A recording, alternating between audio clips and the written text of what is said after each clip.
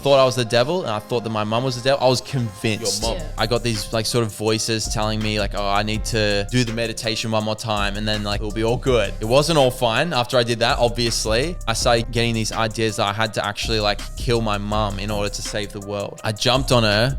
But then part of me held me back. And that part of me was like, Jesus was holding me back. Yo, what's up? Welcome back to another episode of the Disruption Podcast. Yes, sir. Hello. 241. We're here. Snore the We got a Bag Daddy. building. I keep doing this to Yeah, you you every just time. keep cutting me off. But why do you jump into it, man? You know? Because it's my job. Snore the Bag Daddy. It's Chief Olusoji in the building, baby. It's your girl Moeezy. It's the Prince. Oh, What's yeah. going on? Thank you for joining us. Make sure you like, comment, subscribe, share this Share. around with some people. What else you want them to do, Daniel? I would love them to rate it on Spotify, rate it on Apple Podcasts as well if they could too. Share with your family. You know, why didn't you watch this wholesomely on a Wednesday night? You know, just it'll be nice. It'll be nice. Yeah, This might be a good family episode. it might be. It might be. is true. But yeah, we are not alone at all. Indeed, we are joined by none other than Mr. Hayden Pedersen himself. Man. Yeah. What's going on? Which am I looking at any cameras? This one, this one. Hey, what's You going got a camera in front of you, man. Yeah, How are easy. you? I'm good, man. It's good to be here. Sorry, I'm like talking. I'm like, do I do this? Do I do I haven't been on a podcast in ages, so this is like Now a. feel free to do your thing. Yeah, you do what you gotta I'm do. just like I'm As long as they can here. hear you, that's all. Yeah. No, it's cool to be here, and yeah, thanks for inviting me. How are you guys going? Actually feeling good. Yeah. Feeling blessed. I think last week Noah asked the question is like, how you guys feeling? Are we like, you know, ticked off or pissed off about anything? I was like, no, man, I'm feeling great. Yeah. Came off the back of Easter. I'm like, it's a vibe, feeling blessed. Yeah. Even with the rain today, I'm like, still blessed. The weather has changed. Hey, we move. we move. Ignore it. Summer's definitely well and truly done. But Yeah. life is good. Cannot You know what complain. I think is cool though, like, cause when I was called by you guys, like, to talk about the podcast, like, you guys were saying that like it's not like an interview format. It's more of a like just a conversation. Like, I like how you're able to just like talk back and forth and all that kind of stuff. yeah. Like, so this will be interesting because I actually haven't been a part of a podcast where it's been like multiple chop it. people. Okay. Because like every podcast I've done, it's been one person kind of thing. Style, Yeah, and that's You have to kind get of- used to yeah. your head doing these ones. Yeah, I'm like I'm doing these ones. I'm like doing it with my neck, we or am I might doing need it to like find this? another spot for the guests now that I think about it. That makes sense. Probably or does it there, just so that they're just looking this way. everyone else? Yeah, but then it's like now it's we not put the the same. Yeah, It's yeah, not yeah. now they're isolated and we're all just staring. Also, this is my chair. This is my chair. No one's taking It's like a This is your chair. psychologist appointment, and I'm You know like what I just mean? there. Yeah. Oh my days, but now we're good, man. I mean, you're all chilling. Yeah. Yeah. Sensational. Guests came through and fixed up our whole set. What Daniel hasn't been able to do since September last year. Yeah. I thought I killed it. Yeah, I thought we set it up so well, but then we came in and got the adjustment. But we'll get into why the guests get had the credentials to be able to do so anyway. But yeah, you guys are well. Yeah, I mean, I've been good. Like I said, the only thing is just the weather changing drastically. And daylight savings, is the correct term. It ended. Daylight savings ended. You know what's crazy? Started. I never know what to say. Yeah. about Yeah, that everyone part. just said I they're don't like know Did what daylight it was. savings Clocked end in, or did it clocked in. start? I don't know what that. Yeah, what? I don't So know. no one knows? Are we it saving ended. daylight right now or not? No, it's ended. No. Yeah. No. Nobody Okay, I knows. actually it's don't ended. know. Are we saving daylight? We are because we push things back, right? Because it's winter. To be honest, I actually don't care. Like, I just don't care. Like, Oh, bro, one for or me, the it makes a other. huge difference. yeah. This Okay. daylight savings thing is big for me. Okay. Interesting. No, it is. It is for everybody. Yeah. No, But like, no, I mean like Yeah, good. for me, it's like a life changing kind That's of thing. great. It's like a revelation. that's This guy's experienced nothing in life. Daylight savings, bro. What's going on here? Like, this is what changed my No, life. I don't mean like that, bro. When the sun goes down at like 5:30 versus going down at like Nah, for 8:30. Like what I used to do in between, I can't do that anymore. You know, I used That to go is for true. my so now Yeah, it changes yeah. things slightly. I definitely remember back when I was at Bunnings. Shout out Bunnings, man. Yeah. Them maybe. snags are good. Oh, Yeah. great times, man. Except for when they started increasing the prices. Don't know who told you I'll do that. But when I used to work there, like I'd do closing shifts, whatnot. And back when daylight savings is on or off, I don't know which one. The one where the light, like the sun is out until the light. The one where the sun is out until like 9 p.m. Yeah. That was great, all well and good. And then when daylight savings came around, it's dark at 5:30. Like it actually made the shift just feel like disgusting. I'm like, why am I That's still what I here? mean. Disgusting. In my mind, Disgusting. literally in my mind, I'm like, bro, all my friends are out having fun. Yeah. Just claiming the day, and I'm Yeah. here at Bunnings and it's dark at 5:30. It changed. It honestly changed the course That's of the what I'm shift trying to at that say. period of time. I hear you. Yeah, nah, it changes things a lot. makes sense why that like that whole thing like seasonal depression starts hitting and all that kind of stuff. It's like your day just gets shorter. You don't feel like going out afterwards. You don't feel like seeing people. you just want to go home, sleep, but it's like, is that how we're meant to be living? I don't know. That's interesting. Have you guys like experienced that with your podcast at all? Like any kind of like lulls or whatever it may be from things like daylight savings or anything like. Look, this is such a random thing. Like talking about daylight savings versus your podcast. Like, okay, but no, you know what? I'll take that back and I'll say, you know what? Like with your podcast, like so with you guys, so you talk and everything. What do you guys talk about? Like, is it Bro. just anything and everything, or is it like Honestly, however our week has gone, you just talk about it? it can dictate what happens on this episode. Really? But even just things going on in the world too. Like even me, like we've done a bunch during this week. Like I finished watching The Testament of Moses on Netflix. Yeah, wow. Sensational series. Went to an A-League game. We watched Monkey Man in the cinemas, and I like, watched all these Monkey things, Man my too. brain was Yeah. stimulated. I'm like, bro, I have so much I need to talk about this well. But it's like the same for like everyone else. So Yeah. it's similar kind of That's thought great. process. Niche, Yeah, wow. Whatever comes to mind. I remember this one time. This was years ago. Noah comes like, I don't like triangle underwear, and the whole episode was triangle underwear. Triangle underwear. Like briefs. Oh, Yeah, right, yeah, I yeah, don't remember the yeah, names. yeah. We just called them Yeah, triangles. okay. That We just response got kind into- of it made me feel like he's on that's some our track. twist. Okay. Yeah, and then that was the whole Interesting. episode. There you go. So honestly, anything under the sun, but for some reason, people have continued to listen. To listen. Fast. Yeah. I That's realized awesome. this year will be 5 years in a couple months. Yeah, great. 5 year? Yeah. Crazy. Because whenever I had a because I used to have a podcast Yeah. with my friends as well, and like we would always talk. We would try to talk about photography because that's our niche, like taking photos and stuff. And so we wouldn't try to deviate too much of that. But then like eventually we would just get into the flow of like talking so much that we would talk about like Elon Musk and like all this kind of like random other stuff. I think it's cool to like have a niche sometimes, but then I think it's really cool like what you guys are doing, how you can just venture out. Yeah. I always say like the niche thing is like if I could start this all over again, I'd pick a niche just because it grows so much quicker. Especially like you're talking algorithms and it's like you would just keep hitting the same hashtags, right? And it's like you keep showing up in people's faces for that hashtag, right? Whereas for us, it's like every clip that we post is a new set of hashtags. We're in a new algorithm. We're in a new, so it's like you never become fully like that. Let's say it's like TikTok, right? Like you're never constantly on this person's For You page because one week you might be talking about diamonds and they like diamonds, and then the next week you're talking about basketball. And Right. They don't get basketball content. Yeah, and then So that, it makes this growth really slow from my experience. But the human side of it, it's more fun doing Oh, general absolutely. conversation because it's like same thing for you. It's like you're not just a photography guy. Like you have opinions about everything in the world. Absolutely. Yeah. It becomes more kind of rewarding in a conversational sense to be able to just chat about whatever you feel like chatting about. Yeah. Yeah. No, that's so what I was going to say as well. Like, yeah, you'll be talking photography and whatnot, but like there's going to be something that relates to something else in the world. And imagine you're having a good conversation. You want to jump into the rabbit hole, and now you guys are like, hey, but guys, let's. Yeah. Stick to And now you can just see your face change even. Bring Yeah. it right back. Yeah, legit. So we're here. But yeah, we'll see where we go today. So all the Yeah. best. Come on this journey with us. We'll see. We'll find out where we end up. Oh my days. But I actually did want to talk about, now that I think about it after I've said it, that Monkey Man movie. Okay, can you talk to me? yeah, Because hey. I didn't hear about this, and then I saw you post it on socials. I saw another girl post it on socials. Yeah.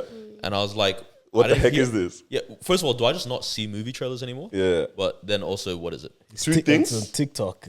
Nah, trailers aren't hitting anymore the way they used to. No one's like, they're not uploading these on social media like that anymore. I saw mine on social media, that I will say, but I am following some of these pages. But people, I swear, no one's sharing trailers around like, oh, let's go watch this movie like the way we used to be itching for them back in the Like days. it has right? to be an Avengers type thing where it's like, And then it bound goes to crazy, come. 100%. Like our expectations have just gone through the roof now. Yeah. Like it's like everything almost has to be perfect in Literally. order to be like accepted by people because that's all we see on social media is the highlight reels. Everything, yeah. Because So- that movie wasn't even meant to be in the theaters. Oh, word. Yeah, it was actually meant to go directly to streaming. Netflix. Look at this guy, man. Mr. Cinematography. Nah, then Jordan Peele, he came and said, Yeah. nah, this is not going to streaming. So he put under his production and then it ended up hitting the theaters instead. Because he was the executive That's why producer, yeah. you would have seen it there, Yeah. his name on it. Yeah. It's a Wow. good Banger. movie, yeah. Banger of a movie. I realized just how much. I mean, you're saying what's it what about? genre- what genre? Thriller. Okay. Yeah, Jordan Peele, man. You know it's gonna be a He thriller. loves yeah, thriller. He Yeah. loves his Thriller movies, action, man. crazy. I say that I love cinematography, but when you say that, it means something a lot. It holds a lot more weight. It holds more weight. Yeah. But I'm just watching and like I just love the style of shots that they chose in this movie, man. It was talking about it's a nice message in it. Almost obviously, it's talking about like the whole thing of the underdog and sticking it to the powers and the people, like the man, whatnot. And it's set in India too, which is like I love. It's also the same, I believe, the same directors or producers from Slumdog Millionaire or something like that. Yeah, were part of Monkey Man too. What's his name? Patel. Dave Patel. Yeah. Fire. Yeah. So they shot it so well. Even like the fight scenes were like unconventional music scores that they used in as well. I think the score for the whole movie was fantastic. Cool. There was this fight scene, absolutely gory as heck, like bloody everything, yeah. And it's like a synth piano or like a harp. Really? So it just didn't match the thing, not a but that was good. Bit, but it was Is that like magical. You know man. the scene from Kingsman when they're all slashing each other? In It's the like it's so like at the very Background, yeah. Okay. Yeah. Amazing, man. But then like they switched it up. Like as soon as like something happened, then it turned to like rock music or something. I'm like, bro, who did that? That's cool. Yeah. Who taught you how to do score like this? Because it was amazing, man. But even some of the messaging, I was like, highly recommend. Definitely go check that movie out, man. He is a very talented guy, Jordan Peele. Like, do you guys ever watch Key and Peele? I watched Used to back in the day, yeah. Because he used to do comedy and stuff before he was a director, I believe. Like, it's very cool when people switch like from what you know them as to something else, and they're even better at this thing that seems so distant from them. Do you guys know Joji? The musician? Yeah. So do you know Filthy Frank? I'm not aware. So of like this guy on YouTube, Filthy Frank, he was like one of the OG YouTubers, and he accrued over like 10 million subscribers or something From the OG times, as well? from the OG times. So he's like that's VIP. 1 billion. Yeah. So basically, he was a guy who like used to wear this like pink outfit. You guys would have seen him before in like memes and stuff. But anyway, so he used to be like a major like YouTuber, but then he transitioned into music, and now he's like one of the biggest artists. Like Joji is like a huge artist in like festivals and all this kind of stuff. Like, if you look him up, like you'll. I did not realize. How, it's the same guy. how crazy! It's like such a he was a comedian, like doing all this really weird stuff on YouTube, but now he's like massive. Proper artist. Insert picture here because I need to see this myself. Yeah.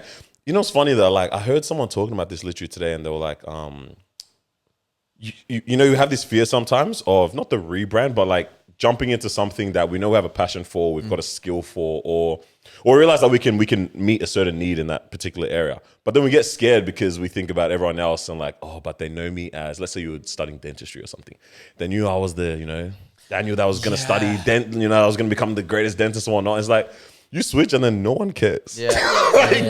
No one, I don't think anyone cares that much. Obviously, our family will lose their minds, in these kind of moments, but no one else cares that much about the decisions that you make for your life, especially, you know what I mean? Like, but that holds us back so much, and I started thinking, I'm like, damn.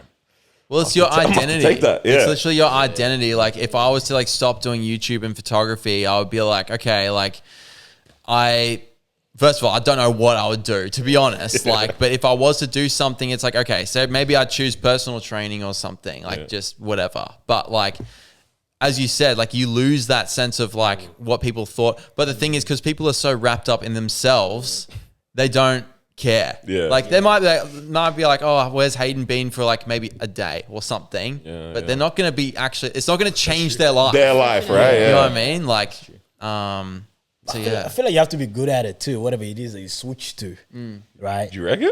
Why can't you just figure it out there? That's what I'm saying. No, to an extent, I think you sort of have to do trial and error as you go.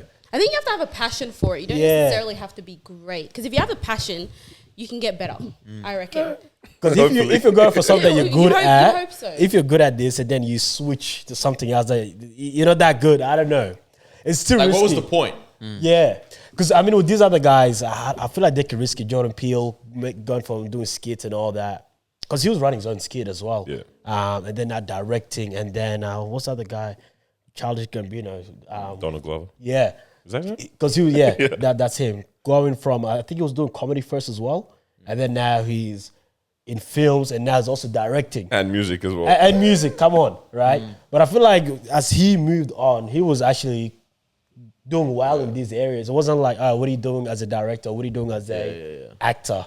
So I feel like lucky those guys were okay with it. But I don't know if I've seen a situation where they dropped this and then they went on to this and they're not that good at it. Okay. I think you can't cold turkey it. Like you can't just cut off crazy. one and then jump into the next. Like I feel like you pretty do wild. it over time. Like you dip Slowly into this transition. other one and then you Ice Cube, music, One movie. one street movie, and then becomes just all family And then movies. becomes a whole, and now everyone's like, oh, Ice Cube's just an actor. Yeah. Absolutely. Yeah. What do you guys think about the word passion? Like, because I personally, I actually, this might sound weird, like the word passion, like everyone's like, oh, this is like it's like a positive word, like you're passionate, all this stuff. But I've personally had a struggle with that word because I feel like it has these connotations of like you should enjoy it all the time. You should have a great time. If you're passionate, then because like we're kind of taught with like social media that you should be pursuing something that you love all the time. Yeah. But the thing is, the reality is like a lot of the time it's really hard work. Yeah. And you have to put in the hard yards. Yeah. But I feel like if you have this idea of passion, it can lead to entitlement depending on like how you think about it. Does that make sense? Yeah. What do you guys think? Like, I think like I get what you mean by like the whole like you should love it all the time. I think you would love it all the time. You might not like it all the time. yes, yeah. I think there's obviously, there's a difference between like unconditionally loving something. But yeah, you might not enjoy it. Yeah, like, and I think that's fine. Like, because sometimes it's like for example, like myself, it's like I do graphic design, right? And it's like there's many moments where I'm like, I hate this project. Yeah, I absolutely. hate working with this person. I hate whatever. But it's like overall, like I actually really like what I do. You know what I mean? Like, it's like even if I hate that, like, because for example, like when you with clients and stuff, it's like sometimes, I mean, you would know this. It's like sometimes they'll keep telling you to edit something, and you're like, this looks horrible now. Like I don't actually like this work that I'm Don't delivering. want to put your name on it. I don't want to put my name on it, literally. Like, this will not be on my portfolio, but it is what it is. This And I for think you, those moments I'm like, I don't like this, Yeah. but I actually love that I get to do this kind Yeah. of thing. Yeah. Absolutely. I mean, what do you think about when you think of like the word passion? Yeah, because I think I have a passion of like creating, and that's so broad because younger me, when I say that, like that was creating in terms of writing stories. I used to draw just like house layouts there, like house floor plans and blueprints for no reason. Just it was fun, and then I'd build models out of those as well and things like that. Yeah, like and that was things that I like enjoyed, like in terms of create. Yeah, so now I'm thinking about like creation. Like that sounds so crazy, but like I think about creating something. And like now we're doing content creation and whatnot, and like this, okay, this is part of it. Even in like community work, we create programs, and like that's the stuff I love doing. Yeah, and then I was like, all right. Creating is fun, and then I got behind the camera. I'm like, "Yo, this is dope as well." I started getting paid for it, and I hated it instantly. Really? Almost instantly. Yeah, true. Like, don't you realize I stopped? I did realize you stopped, and It's been like almost a year and a half or something. Like I Was haven't it done the a. pressure of the fact that it was I a think job? instantly, as soon as I got the pressure of like, yeah, this is now like, deadlines and yeah, even beyond deadlines, like creating for someone else or like bringing someone else's Yeah. vision to No, life. I I understand said, nah, that. I'm shutting this down. Like, bro, I've never, like, those are probably the most stressful times I've ever had in my life. I was like, I'm shutting this down. Wow. Yeah. And I just haven't done it fair. since. I get that. Like, I mean, like, I make YouTube videos. So, like, and the YouTube videos are for my channel. Yeah. And I hate, like, having to answer to other, like, I do brand deals and stuff. So I'm like, okay, I have to make content. And, like, there's the deadlines. And I'm doing it for the brands and all that stuff. But ultimately, I make sure that I have final say over like what content I make because I don't want it to like deviate from what my audience would want, what they would expect, and I don't want it to become an ad. Like, you know what I mean? Yeah. Does it feel like, well, I get this for both of you, you and Daniel. Does it feel like it limits your creativity then? Like doing brand deals? Yeah, brand deals or doing work for other people because now you can actually allow your creativity to go fully wild because now you have to meet someone else's expectations. Yeah, I mean, it just depends because like if you're doing it for other people, it just means that like, yeah, you can't just go wild with it. Yeah. Like, but in some ways that's also a good thing because it narrows it down. It makes it more like, okay, like I have to do this, then you just do it. But at the same time, it's like, if you want to do something else, then that's hard. You know what I mean? If it doesn't, and especially if it doesn't align with your values, like.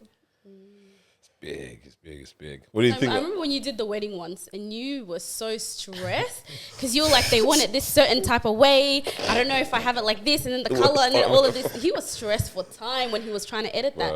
And I was like, you're usually not like this when you're just filming for yourself and doing stuff. Yo, I've never looked back to that. I didn't even ask for the money.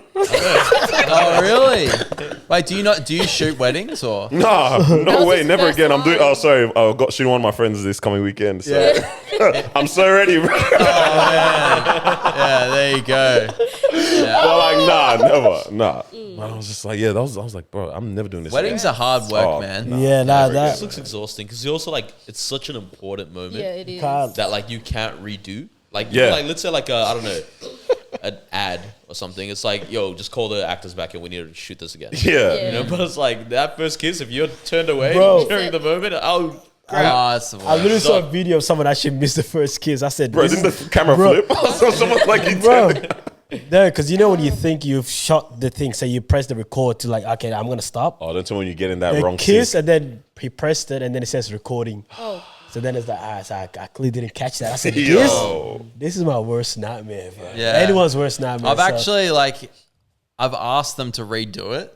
yeah. Sometimes you just have to. Because I was shooting a wedding like photos, and Yeah. I'm like, I actually missed that. Can you just do it again? It's just not authentic, but it's like they'll do it, like so, like because they would prefer to redo it and like Capture get the that. shot. have the moment. Yeah, I mean, you lost maybe $150 off your invoice, but yeah, that's exactly. Like, It's like that'll be $150. Just like swipe it off. I read the comments. It was funny. It was like the other videographer was like, this happened to me once. He was like, I just said, yeah, that was great. I'm just gonna do another angle. It's a good way to go about it. And I was like, this is this is smart. Never let them know. So do you still sell like photography services like at the moment or just YouTube? I don't. So I went through like a time like because I just released a documentary and like I've been focusing on that, and now that that's done, I've had like a clean slate. But I've been kind of thinking about like, okay, like should I keep doing YouTube or should I like do other photography services? Like I was looking into doing wedding stuff, like speaking of, and I did a wedding like for a friend, but then I like realized like, you know what, like this isn't what I want to do. I know I can make good money from doing it. But ultimately, I feel like, and my friend Tim, he actually told me this, that like God like has blessed me with this platform, and I want to be able to use this platform like for good. And so I feel like, just like using the influence and stuff for a positive thing. So I'm focusing on YouTube. I don't do like, I used to do event photography, like going to 18th, 21st, engagement parties, all them. I ended up like getting sick of that, but I love like the social side. I actually got into photography initially because I wanted to go to more parties. Like that's actually the reason. But then eventually, because I went to so many, it was like, I used to drink while taking photos. Drinking on the job. Yeah, drinking on the job, literally. But then eventually I was like, you know what? Like I don't want to like rely on Ubers to like go home and everything. Yeah. So I ended up being like, you know what? I'll go sober. And so ever since then, I've been like called weird by like a lot of my friends, but like I don't like drink anymore. Like I have nothing against drinking, like against like if people want to do that, it's fine. But yeah, it's just not for me. Like just because I got used to it, like being sober. So yeah. You know what I find hilarious about your not like it's so cool as well. I went on your LinkedIn random, Whoa, you went on my LinkedIn. Let me tell you why I was sick. Let me tell you why I was Deep sick. dive. Because obviously we're gonna I talk about didn't the know it was documentary. accessible, by the way. So if it is actually you, pretty sure it is. Yeah. Oh, man. This is Because we watched the dangerous. documentary, which you're finna talk about soon for sure. You dropped it in there, but Yeah. I was like, let me suss like what does the LinkedIn look like of someone who's like killed it in. Bro, I got like photography? 15 connections or something. Like 13 or 15 connections. Yeah, but like, your experience is the best part about it, yeah? One experience. YouTube, 7 years. That's sick. no, to be fair, I did have a job prior to YouTube. I was a bartender and a waiter. And I got fired after 6 weeks. So that's It's not making LinkedIn. yeah, 6 weeks. And I was like, okay, I'm never working for anyone else for the rest of my life. I'm doing YouTube, and that was it. It killed me. I saw it. I'm like, that's a flex. That's lit. That's it's a flex. That's dope. Like, just literally, employer, YouTube, 7 years experience. I was like, That's what you need. I have like no life experience, like at all. It's just YouTube. Just it. Yeah. Oh my days. But that's so good. before we jump into even all that, I guess Marwa, we have a segment where we jump into a little game though. Oh yeah. Oh, here we do go. that. A game. Yes, We've indeed. I don't know got what a game it is today. though. Game. Today we're gonna switch it up. I'm just gonna do a little nice fun one, a quick one, 20. just so we can get. I don't think we need it. Okay. I think you guys just shout it out. This is Just so say it. sick. Oh, I've never yeah. been a part of this. Yeah. We only have That's- we have one pen missing, so that's why it's a bit harder to. So we'll just shout it out. Okay. Is that okay with everybody? Yeah, we'll Yeah, just yeah, shout it yeah. out. We'll All shout. right, so Going the with game it. is word association. Okay. So how you play it is I'm going to say a word, and then you guys have to give me a connecting word, and whoever is the odd one out, I guess, loses the round. All right. So you have to So it try has to and make think alike. sense. It has to make sense. Yeah. Okay, cool. So it has to make sense, Good and you all start. have to try and think alike and say the same word. Say the same word. Yeah. After word? Yeah. Question mark? Okay, give us an. This is- Okay, So I'm going to give you the first, yeah, and okay, then I you get tell it. me. You guys give me an example. I'm just gonna Okay, like. I'll This give is you the guys. first time we I'm played I'll this give you game. guys No, the first. okay, okay. This is the first time we played I'm this gonna one. lose straight away. All right. Okay, so the first word is bread. Okay. So when I count down, then you guys say the second word all together. Ready? 3, 2, 1. Butter. You say top? Top? My bad. You say cheese. That mine didn't work at all. said I said butter. Butter. I said Bread, butter. bread, and butter. cheese. Don't make Cheese. sense. Bread, Yeah, what's I bread don't cheese? know, Please I tell don't know, me. guys. Yeah, bread is cheese bread makes cheese. sense. I don't Well, I know. mean, Association cheese was meant on to be bread. like a- Yeah. Either or, like Association in terms associate. of So like finish it off Yeah. or association? So finish it off. association, so whatever you associate with bread. Yeah, so it's Okay, not. that Yeah, makes sense. Like, that's why I you said wanna be- cheese. Yeah, but But bread finish it all- all off. the answers made sense. Yeah, they all yeah, make yeah. sense, It's just we're not You want to try thinking and think alike. alike. You want to try Okay, and think yeah, I got it. like a Yep. mentality type of stitch. Alright, cool, cool. Bro, I'm on Alright. Next That was the word- practice okay, round. that was a practice. Yeah, got it. Okay, next word is sand. Yep. Okay, cool. I got 3, it. 2, 1. Castle. My man. Yep. My man. Yep. What did you guys say? What did you say? I said water. Said order. That water, mate. You guys said Castle. castle. Yes, sir. Okay, yeah, okay, that's okay. I see You got that. it now? Okay, Yeah. I got it. All right, all right. Sadly, all that wasn't but practice Carlos, there. you lost that round. Ah, man. All right, on out. next word is hair. Ready? 3, 2, 1. Follicles. I should have said cut. I was gonna say cut. What did you say? Dryer. Follicles. Bold. Bro, I'm sick of this. I feel like his answer This is why he gets bullied all the time. No. No, it actually makes sense. Sure. What would you say? cut. Yeah, I was gonna Everyone say cut. Everyone okay, was yeah, kind that of on their own thing. Hey, first of all, everyone had different answers. Why you guys coming at me? Yeah, but yours was a bit funky, man. All right, next word is air. So sorry. My air? Air. Whoa. Okay. Take I have some nothing time, in my think head. about it. Ah, what the air. heck? All right, ready? I have nothing in my head. 3, 2, 1. Bread. Avatar. What would you say? Avatar. What did Daniel say? Bro, no, I was thinking of Avatar as I well. said breath. Air, Breath. You're like, Had oxygen. Okay, I think this. Yeah, you guys are not good at this game at all. I was just thinking because you guys are into anime, so Yeah, I was I like, thought it was good down there. Yeah. Did you say anything? Yeah, oxygen. Nah, I don't know why. It just sounds funny, I don't know. bro. You guys are air, cousins right oxygen. Come on, oxygen is crazy. All Alright. right, next one. Light. Oh yeah. Okay, Light. cool. Locked in. Ready? Yeah. Cool. 3, 2, 1. Dark.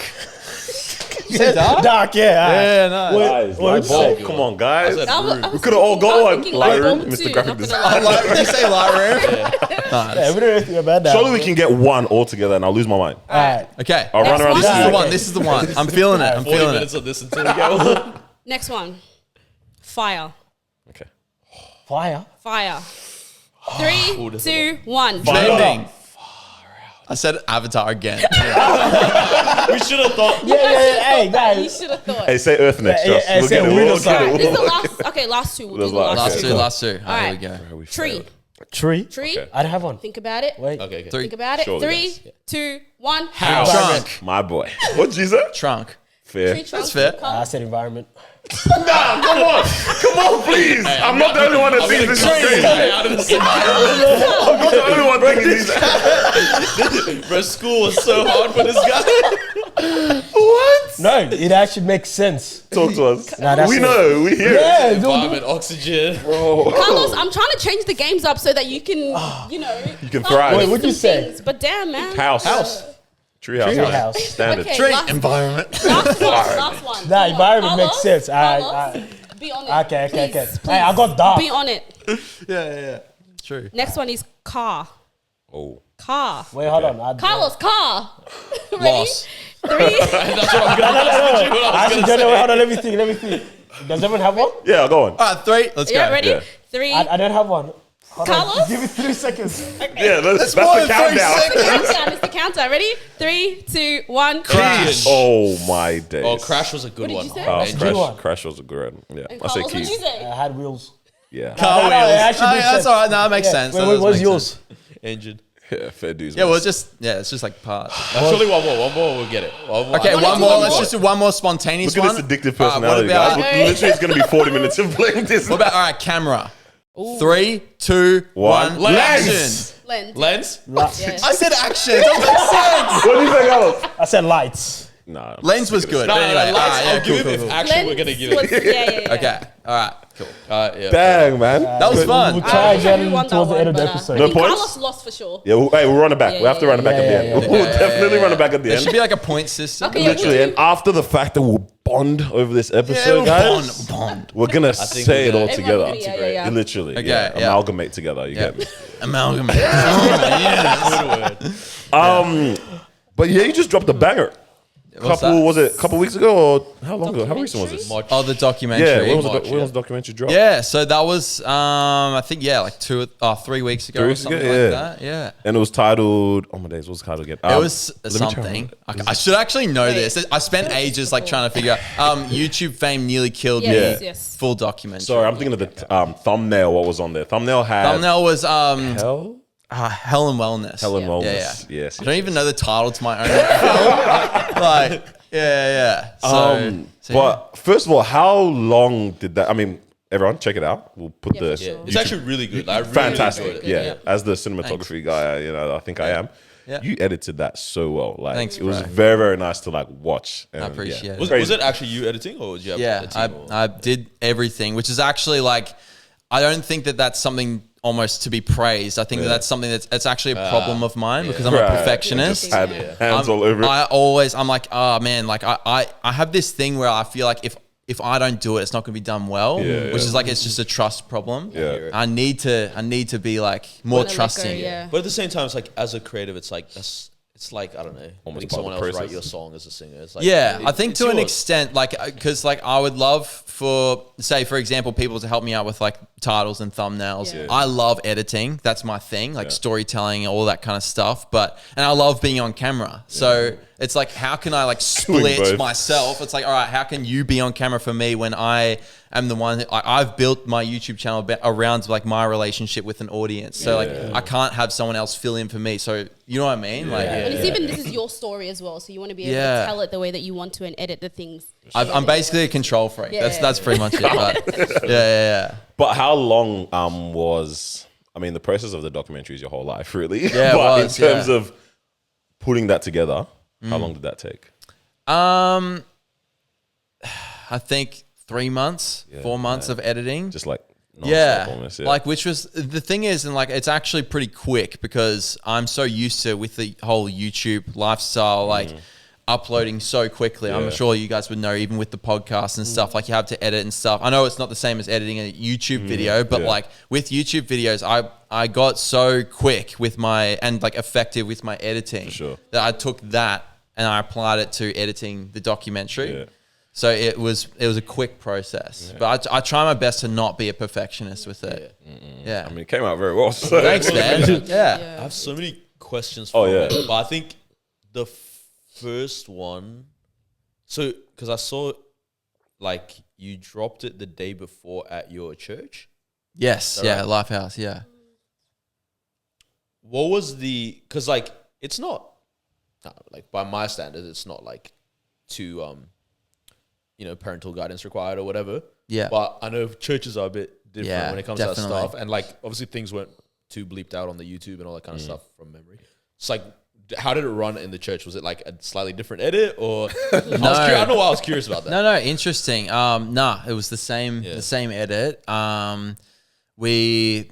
There weren't like younger people. I did say like, look, this is like disclaimer, like 18 and above, like, and like, look, like if you're 15 or whatever, I think that's fine. It's more like the stuff like talking about like I went into like the spiritual realm and all that kind of stuff, and like talking about like demons and all that. So that's for younger people. That's scary. Scary, yeah. So that was the reason for that. But like, honestly, like if you like are born and raised Christian, I think that it's like, you can almost like be younger and like understand. It depends on like obviously like how your parents are and everything. Sure. So I'm Nigerian, so a lot of the Nollywood movies from back in the day. So I couldn't watch Harry Potter growing up. Yeah. My mom was like, "Nah, man, you can't watch that witchcraft. What are you talking about?" Yeah. But we'd watch all these Nollywood movies where women are turning into cats and turning other people into potatoes and whatnot. And that Into could and potatoes? that could run. That was fine. wait, what spell is that called?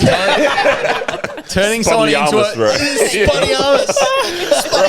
Bro. But like that could run. So like, and those movies are like they honestly terrified me back in the days. But this is like 8-year-old me. So growing up, like you're right. Like depends on how you've grown up. This is things that maybe you've heard about and whatnot. But I'm like, it was definitely for a younger-ish audience that maybe this isn't something they've heard about or not. That it might be a bit like, that's interesting. Yeah, What is he talking about right now? Yeah, absolutely. Yeah. And like, look, like a lot of people don't believe in the spiritual realm.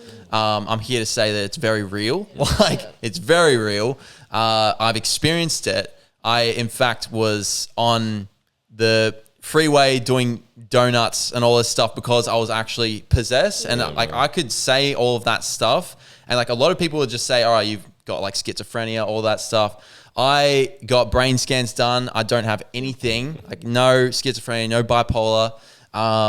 And anyway, like, but that's your experience. if you want to like see the documentary, because I explain it in depth on that. I just kind of like threw everyone into the deep end. I remember this. Yeah. I'm like, I was doing like reverse donuts. Like, all what? Yeah, I know. Bro, I've got homies that do that every weekend. Yeah. What are you talking about?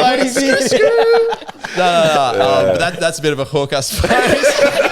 It's like, by the way, this is what you got. You're getting yourself into. If you just anyway. But yeah, I'm interested then, even just when's the moment, like, I know you got something as well, but like, when's the moment when you're like, all right, I want to make a documentary? Because we'll ask some more questions, break it down a bit more, give you the opportunity to not absolutely. look, to not I won't look I won't like pull one of those. For sure, ones. man. Like, by the way, But like, when is the moment that it hits you of like, you know what, I think I'm going to put a documentary together, and then like you start going through the digging process of bringing up, going through the archives, which is, for one, even another note, watching that, it made me just appreciate so much more capturing Having content. moments and having content of your life. It is crazy. I want to make a documentary. Yeah, definitely. It's not been a madness or Dude. but it's like, if you really think about it, I'm like, even I look at some of the old videos from like back in the day of like old birthday parties and whatnot. I'm like, I'm seeing friends that some that aren't even here still, but some that are like, imagine we just leave these and just don't ever go back and access that. So like seeing you have like even videos from when you're like newborn, almost pretty much, right? Absolutely. I'm like, this is crazy. Like this is super lit. Well, I think that like being able to take people through a journey, not just tell them, like show, don't tell, and being able to, like, if you have that footage, use it. Like, and I think that documenting, no matter what it is, like, I think, don't worry about creating, man. Like, creating, like, I feel like has this idea of like this pressure to make something really good.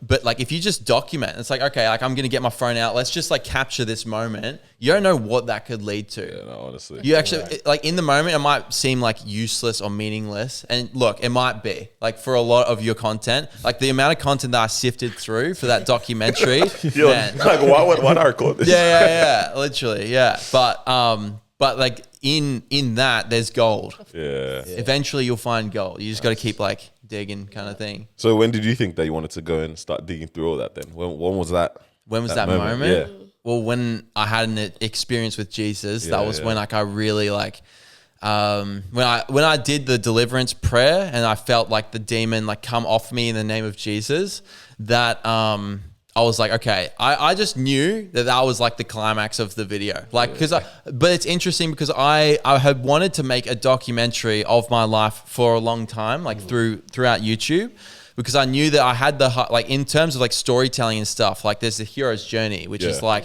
you have the highs, the lows, then coming back up.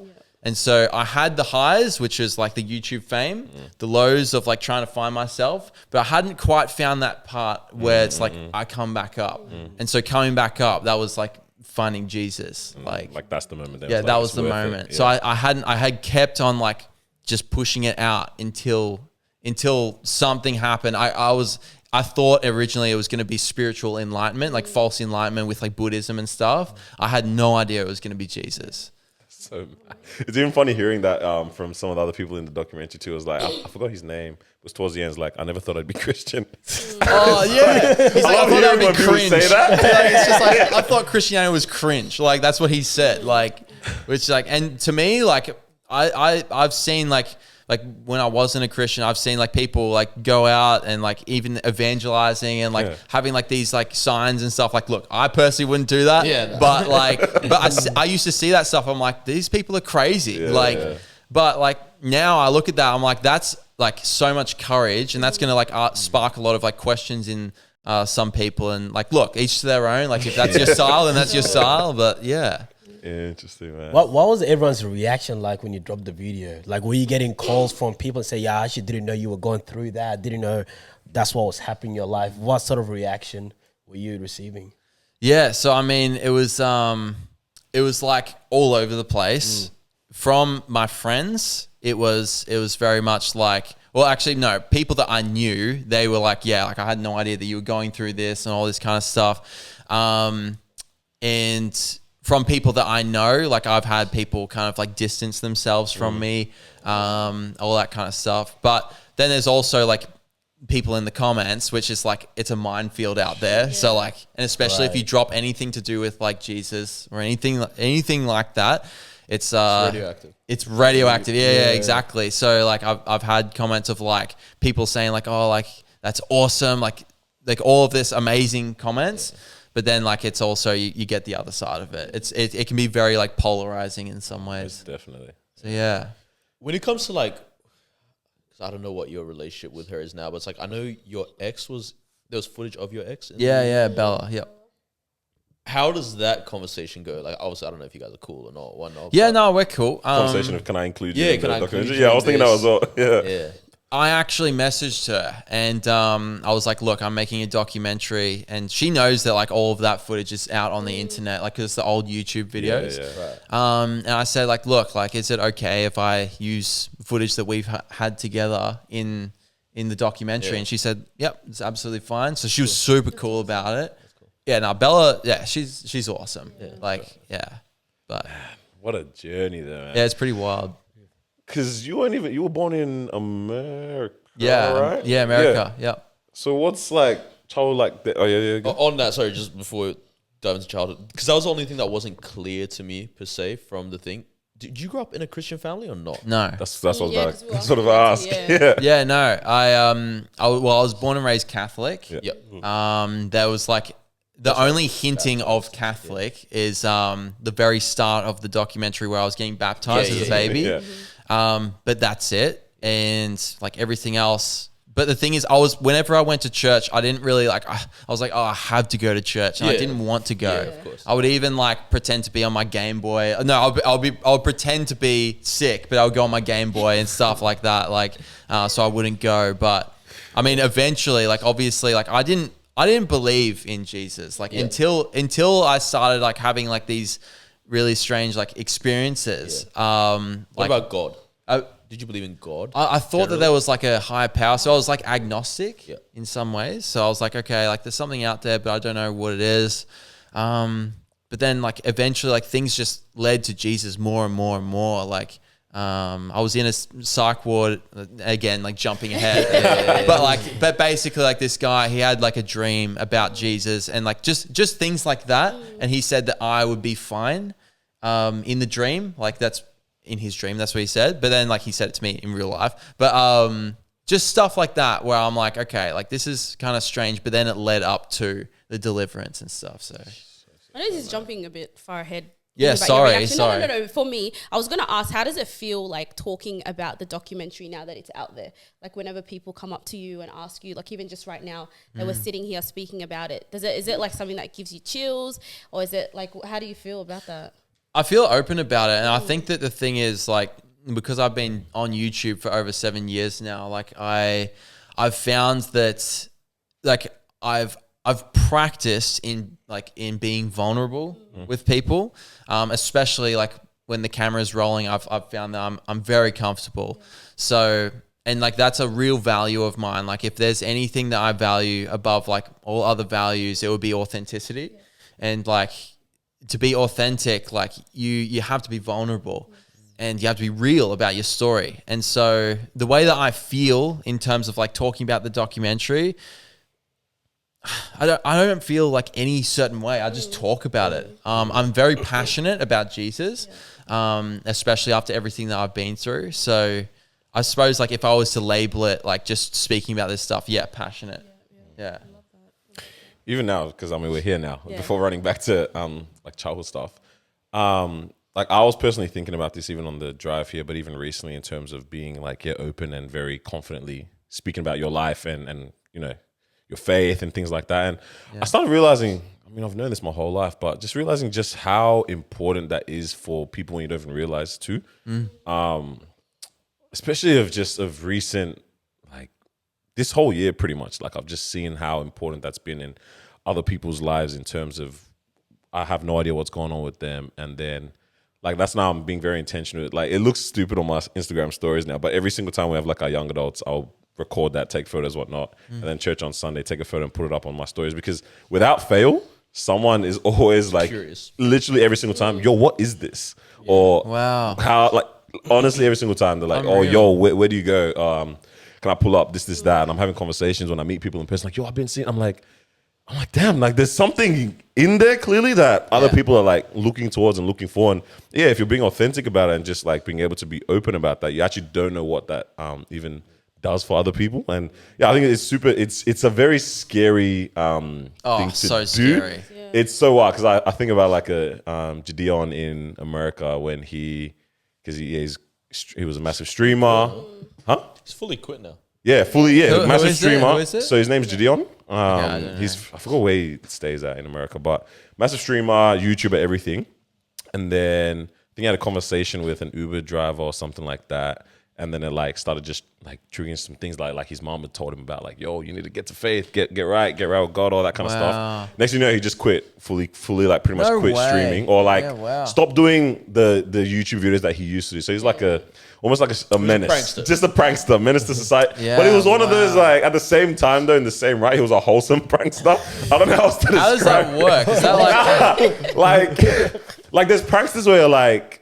It's like Roman Atwood. Do you know Roman Atwood? Yeah. Sort of I would put him more like a Roman Atwood than like a Jackass. Okay, yeah. And more like him and Nico Milana from London, they did a link up. Like the Biggest Menace was their whole series they did. And they're both two like wholesome people that come from good families, everything. But they just choose to be, you know, YouTube menaces and whatnot. But he fully like dropped that and everything and is like, puts out a video, you know, why I turned my life to Jesus, or why how Christianity changed my life, how God changed my life, whatnot. And he was getting, you know, the pummeling, you know, losing the followers and subscribers, whatnot. The comments are crazy, but it's like you have to learn how to exist in that space because that's what it brings about, you know. There's you know people, what, like, because I sort of thought about that as well in releasing like stuff about my faith on my social media, and like I kind of had this idea, okay, like I probably will lose followers, and like I've lost many followers from that.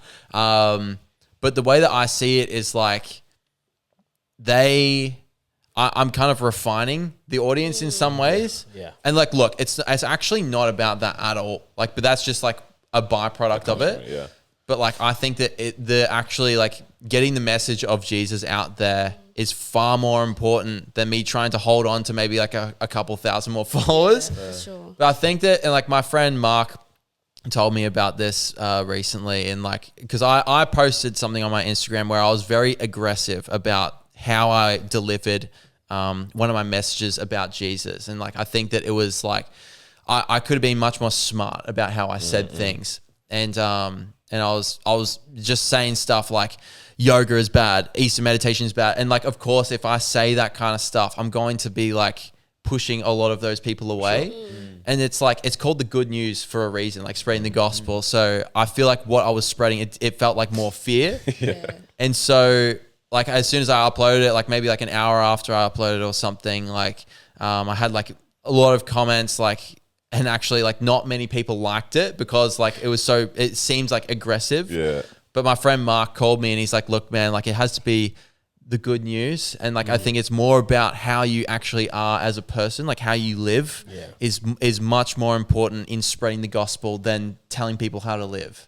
Does that make sense? Yeah. But even learning how to like deliver that truth with, I mean, something we'll talk about as well, delivering that truth with like grace too. At the end of the day, it's like you don't even have to like dilute that truth in any way. But it's not even like sugarcoating. I think people will hear it in that way sometimes when you say it like this. But it's like there's a way, like being able to still keep the purest form of the truth and still deliver it in a kind way. Yeah, not being like Jesus. Like you have to follow that's the it. You know what I mean? Like, that's the people on the side. Yeah, exactly. Yeah, like you can push people away. You're right. You can push people away. Now you lose that opportunity to actually like get them to sit at the table and hear you out. You know, whereas if you're yelling at them and like telling them off and kind of being aggressive, they're just going to walk away completely. They're not going to give you the chance to even like try and explain yourself or anything like that. So, yeah. And I have a fear of that. Like I don't like, obviously like that's the last thing that we want as Christians is to push people away and give a false representation of Christ. Like we want to be examples of Christ.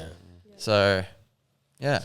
People don't like to be forced to do things as well. Absolutely. You know what I mean? So it's just one of those where I think even when I have a lot of conversations with friends and they're like, I've been going through this, I've been going through that. It's like, I already know how this whole thing can be solved. You know what I mean? Just come to Jesus, right? Yeah, but the thing is, you don't want to like shove it down. And I think we had a conversation ages ago about it where it's like, okay, cool. How do we actually sort of position this around? Because I can give you this practical advice, but ultimately I know what it is that you need. Right. And then, I mean, ultimately it's like just inviting them to church, and a few of our friends end up coming to church just by saying, hey, what are you doing on Sunday? Just come through. And I realized that ends up working a little bit more than just try to shove things down. Like I said, you need this. No one, don't tell me what I need. Yeah, exactly. That's people's thing. Don't tell me that, right? So I think that's also the challenge is what I've seen as Christians, where how do you present that as well? But it's a very interesting how we see different people do it. Ultimately, there's no right way of doing it. Yeah. Yeah. I feel like everyone's got their like own style in a way. Like that's what I'm learning. I'm still a baby Christian. Like I'm very new, but like I think that like when people see, and especially I suppose in my situation, like because like I was a certain kind of person before Jesus, but then like what people see like after Jesus, like over time, as time goes on, I think that's more evidence and more of the gospel, like my testimony, as opposed to, as we were saying, like just trying to tell people how to live. So, because they get curious, they're like, what happened? I know you used to be this kind of person. Well, what's happened now? You're smiling a lot. It looks like you're having a good time. Things are going good. Like what's going on? But you're right. It's more about your character now and who you are now, more than what it is that you've been saying. Generally. Absolutely. Yeah. Would you let's say like the donuts in the car and all that kind of stuff? Would you say you were possessed by a demon? Yes, 100%. Okay. If you're comfortable with it, then it's like, do you look at yourself weird afterwards? Do you get what I'm saying? Like when you're like, an interesting I thing. was possessed by a demon. Like, how did this happen? Like, I mean, like the way, for me to describe what it's actually like being possessed by a demon, it's like you're being like controlled by like a puppet master in some ways. Like it's like you're under a spell. So are you aware, like I'm doing what I don't want to do right now? Yes. Okay. Yeah. So you're aware, like when that was happening, I was completely aware of what I was doing, but I wasn't in control, which is the scariest thing ever. Crap. Yeah, so it's wild. But it's just like, it's like I was there. I put the car into reverse. I did this stuff. I was literally, and because I have no reason for it, because like the enemy wanted me to do that. And so he had control, but then like, it was like I kicked it up because I tried surrendering to God. And so the devil didn't like that. And then that's when it all happened. It flared it up. Yeah, essentially. But then, but then a lot of craziness happened after that, which like we can go into if you want to. I'm down to. But essentially, like so after that, I got like injected with ketamine, went to a psych ward. I was in there. Ketamine? Oh, like to tranquilize? Yeah, like tranquilizer. horse tranquilizer. Horse tranquilizer. Yeah. So I was like in a psych ward, and like weird stuff happened in that psych ward, man, like really weird stuff. But I basically was like just looking up on my phone, like deliverance prayers, because like I had looked up demons. I was like, what do I do if I have a demon? Then deliverance prayers came up. So I was like, okay. So I was literally, it could have been anything. I could have been praying anything. And so it's dangerous to be doing this, but like I did it. You're desperate. Yeah. I was desperate. I didn't like know to go to anyone to seek deliverance or anything, but I looked it up on the internet, and so all of these things, I was emailing people while I was in the psych ward. Say, dang. So like the thing is like because the first I actually went to another psych ward because of another demonic thing like a few years prior to that. But like in that psych ward, I wasn't allowed my phone. There was only like the TV or the Bible, and I didn't read the Bible because it was a big book, and I'm not a big reader. So it's like, even with the small print, man. legit. Yeah. I didn't like books, so I was like, nah. But yeah, anyway, fast forward back to the second psych ward. I was like, looking up all these prayers and stuff. I came across this prayer that was like, it said like something like, it said like this weird thing. It was like, this is a prayer for Christians. And I didn't, at the first I was like, I don't know if I'll pray it because I'm Catholic. So it was weird. I was like, anyway, I don't know why they said that. But anyway, I prayed it. And it was like, in the name of Jesus, like by the blood of Jesus. So I was like saying these like really bold words. And the demon didn't like that. And I was out of the psych ward at this point. I was only in there for 3 days. But I was in a hotel room by myself. I was like, okay, you know what? Like, I'm just going to pray this prayer. I prayed it, and then like I felt sick. It made me feel like really sick on the inside. I just kept praying. I was like, I need to push through this. And I just kept going. And that turned into like purification inside of me. So like a really refreshing kind of feeling. And then like I just felt like this weight had lifted off of me. And that's when like the demon left. So I'm interested then to know, like, obviously I grew up like Catholic, so there's faith in the household, right? But then so I was like, what brings you to the point of like, I'm like knowing or saying to yourself, I'm possessed, as opposed to I'm just ill. Yeah, I'm ill right now, or like, you know what I mean? Absolutely. Yeah. Especially in a moment like that. It's an interesting thing because I looked it up, like, and this was after I believed that I was possessed, but I actually looked up like symptoms, and like I wouldn't recommend anyone to do this, but anyway, I looked up symptoms of like someone who's possessed, and it said like the first thing is like if you think that you're possessed, that's like the first thing, not to scare anyone. But like that was like one of the things. But anyway, like that's not the thing. Anyway, but the reason why I knew is because I did this like third eye meditation, and I actually saw the demon. Like it was like I don't know if you guys have seen Harry Potter, but like now I have to. yeah, that's the thing. So there's this scene in Harry Potter where like the first one, Philosopher's Stone, where at the end, like the climax of the movie where Voldemort, like there's like the spirit of Voldemort, like his face like comes through Harry Potter. So basically like it looked like that. For anyone in the audience who has seen Harry Potter, that's what it looked like. Like it like engulfed me, and essentially I thought that I was the devil, like just straight away. I thought I was the devil, and I thought that my mum was the devil. I was convinced. Your mum? Yeah. I was convinced, like just straight away. Like there wasn't any prior like thinking like, oh, maybe I wonder if she's no, it was like she is like, and so I was like, why your mum? Out of curiosity. I don't know. I think that because like the fact that she was there, like with me, in the house at that time. So and that was scary, and then that led to me. I went into the psych ward, and like I actually admitted myself because there was still a part of me that was still like sane. So I admitted myself to the psych ward because I wanted everyone to be safe, all that kind of stuff.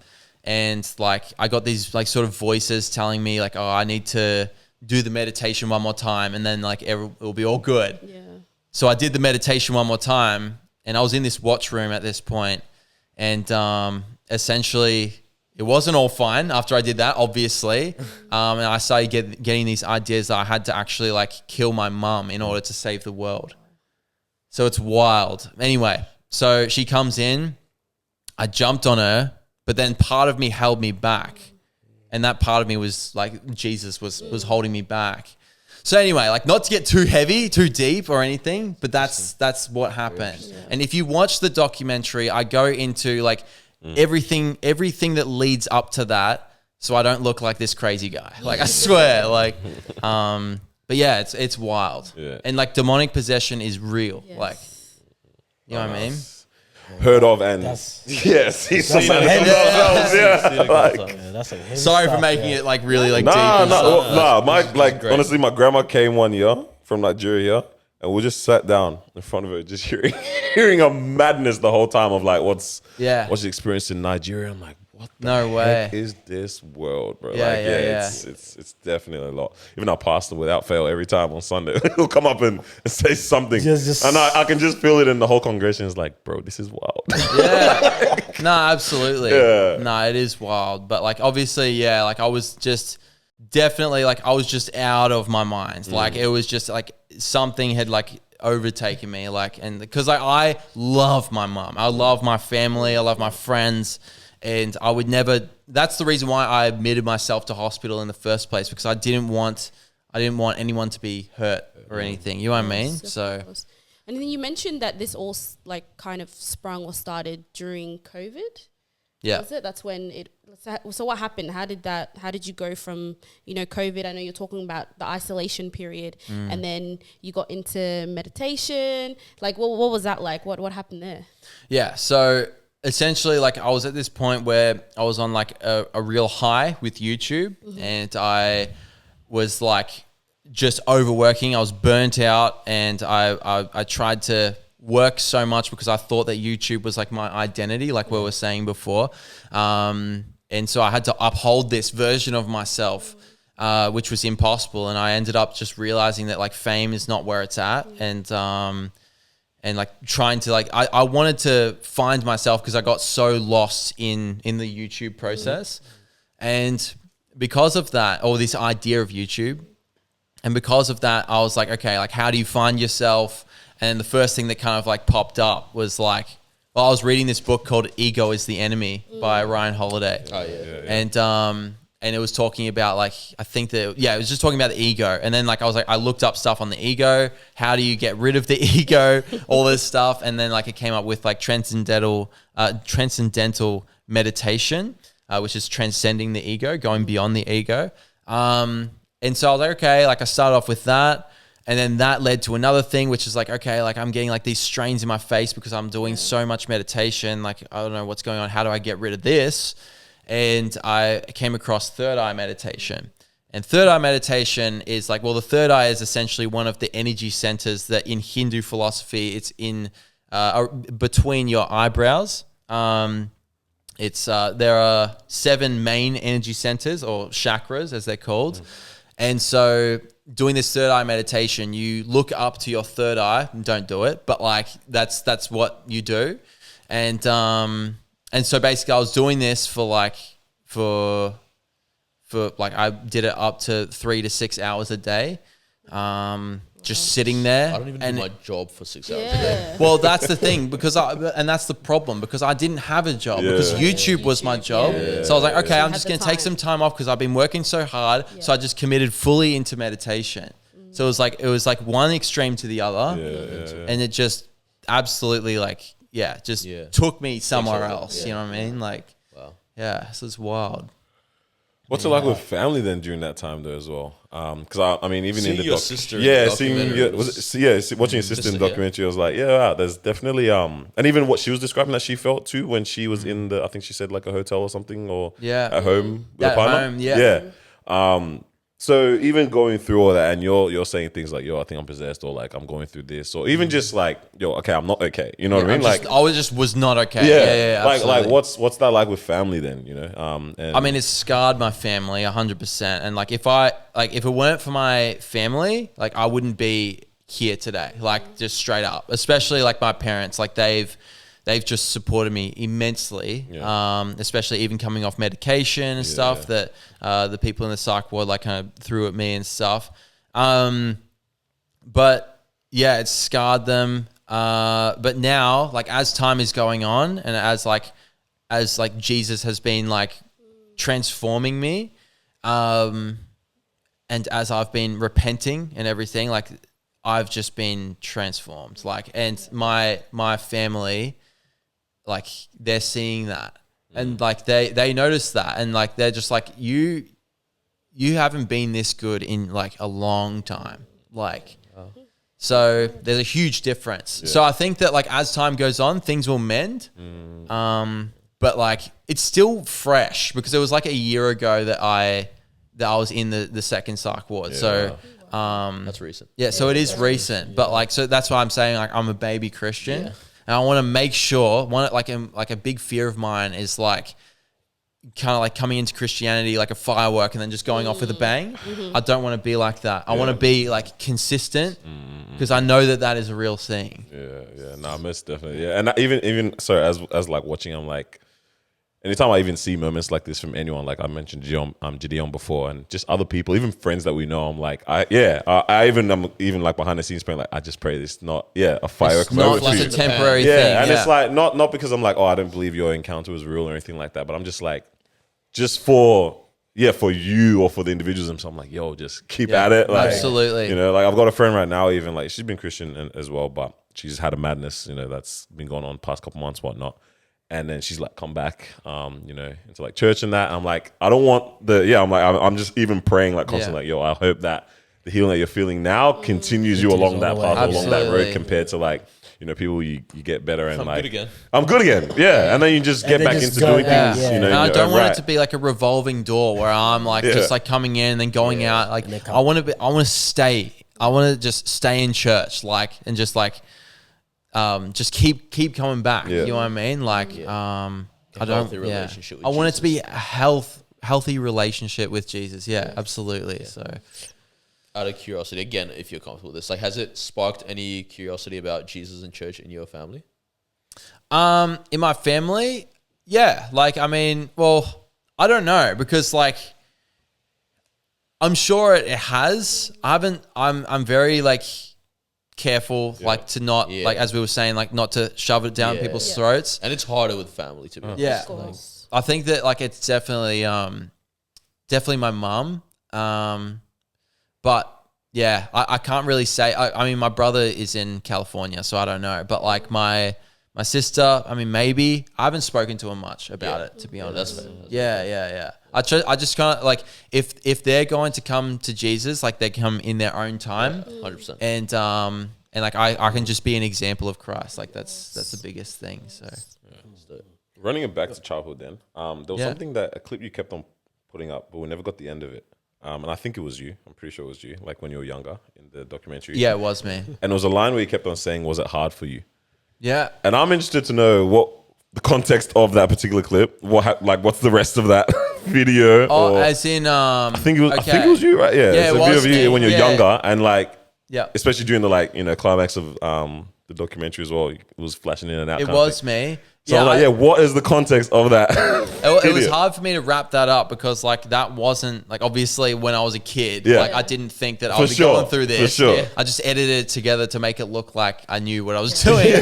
But no, well, initially that was actually me interviewing my pop, like, because like his like younger years and stuff. Yeah. But I ended up like twisting it as if it was like me interviewing myself because I was looking directly at the camera. Yeah, it was a very serious moment. Looking very direct. Yeah. So it's like I was like, okay, if I'm looking directly at the camera, then I'm actually addressing an audience. I'm not addressing my pop. Mm-hmm. So I'm going to use that in the documentary. Okay. So I didn't have like a tie up. Yeah, I know what you mean. Yeah. No, I was wondering, I'm like, yo, like this is what's going on? This is younger him. Like, it's almost like in the horror movies, like they play such ominous clips. I'm like, what is the context of this video? Yeah. What is I guess that lifestyle then of the YouTube side of things? Because obviously we are also content creators. Yeah. But you're successful. You have a million subscribers.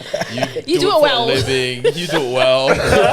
You come in here and tell us you guys how to fix our set, and we're so grateful for that. Oh my! You guys have fun. I think that like the fact that you guys have fun, like that's 99% of it.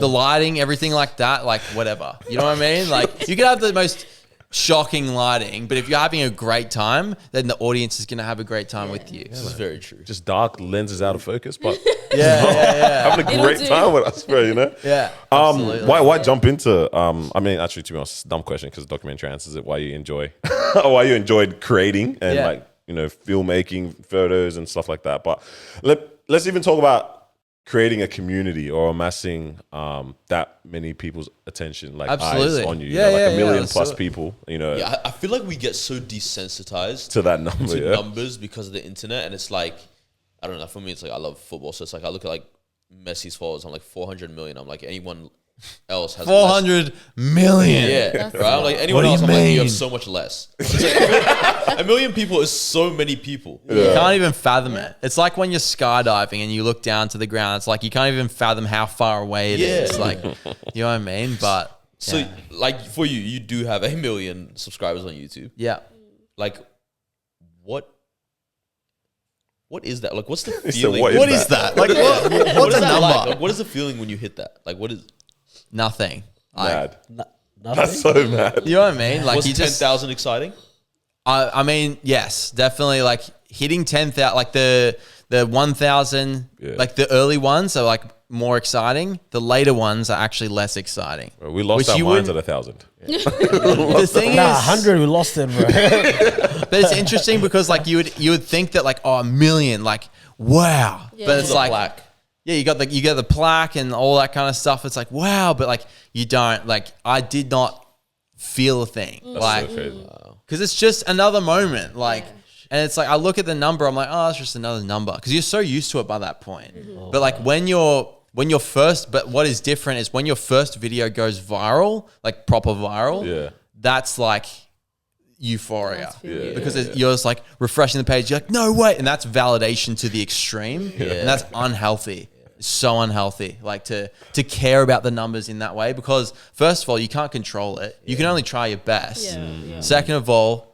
You know what? That's it. You can't control it. So, you know what I mean? Like, so yeah. I think that's why TikTok is such a like Uncharted territory or I don't even know what to call it, but it's like once you get that one hit where you reach like 1 million views or like 1 million likes or something, you just see people go crazy for it. And it's very easy to go viral on TikTok as well. That's another reason where it's like you can put up one video. And I think we were saying the other day, like people like the authentic type of like, you know, home filmed videos type Raw, of thing. Yeah, the raw videos and the raw clips. And so it's just so easy to go viral. And then you see people just doing a madness on there because they're like, oh wow, I have 1 million views or I have, you know, 1 million likes or whatever it is, and it's like they want more and they want more, and so now you're seeing them, they're posting 3 times a day, they're posting 10 times a week, and it's like they just want to keep getting it.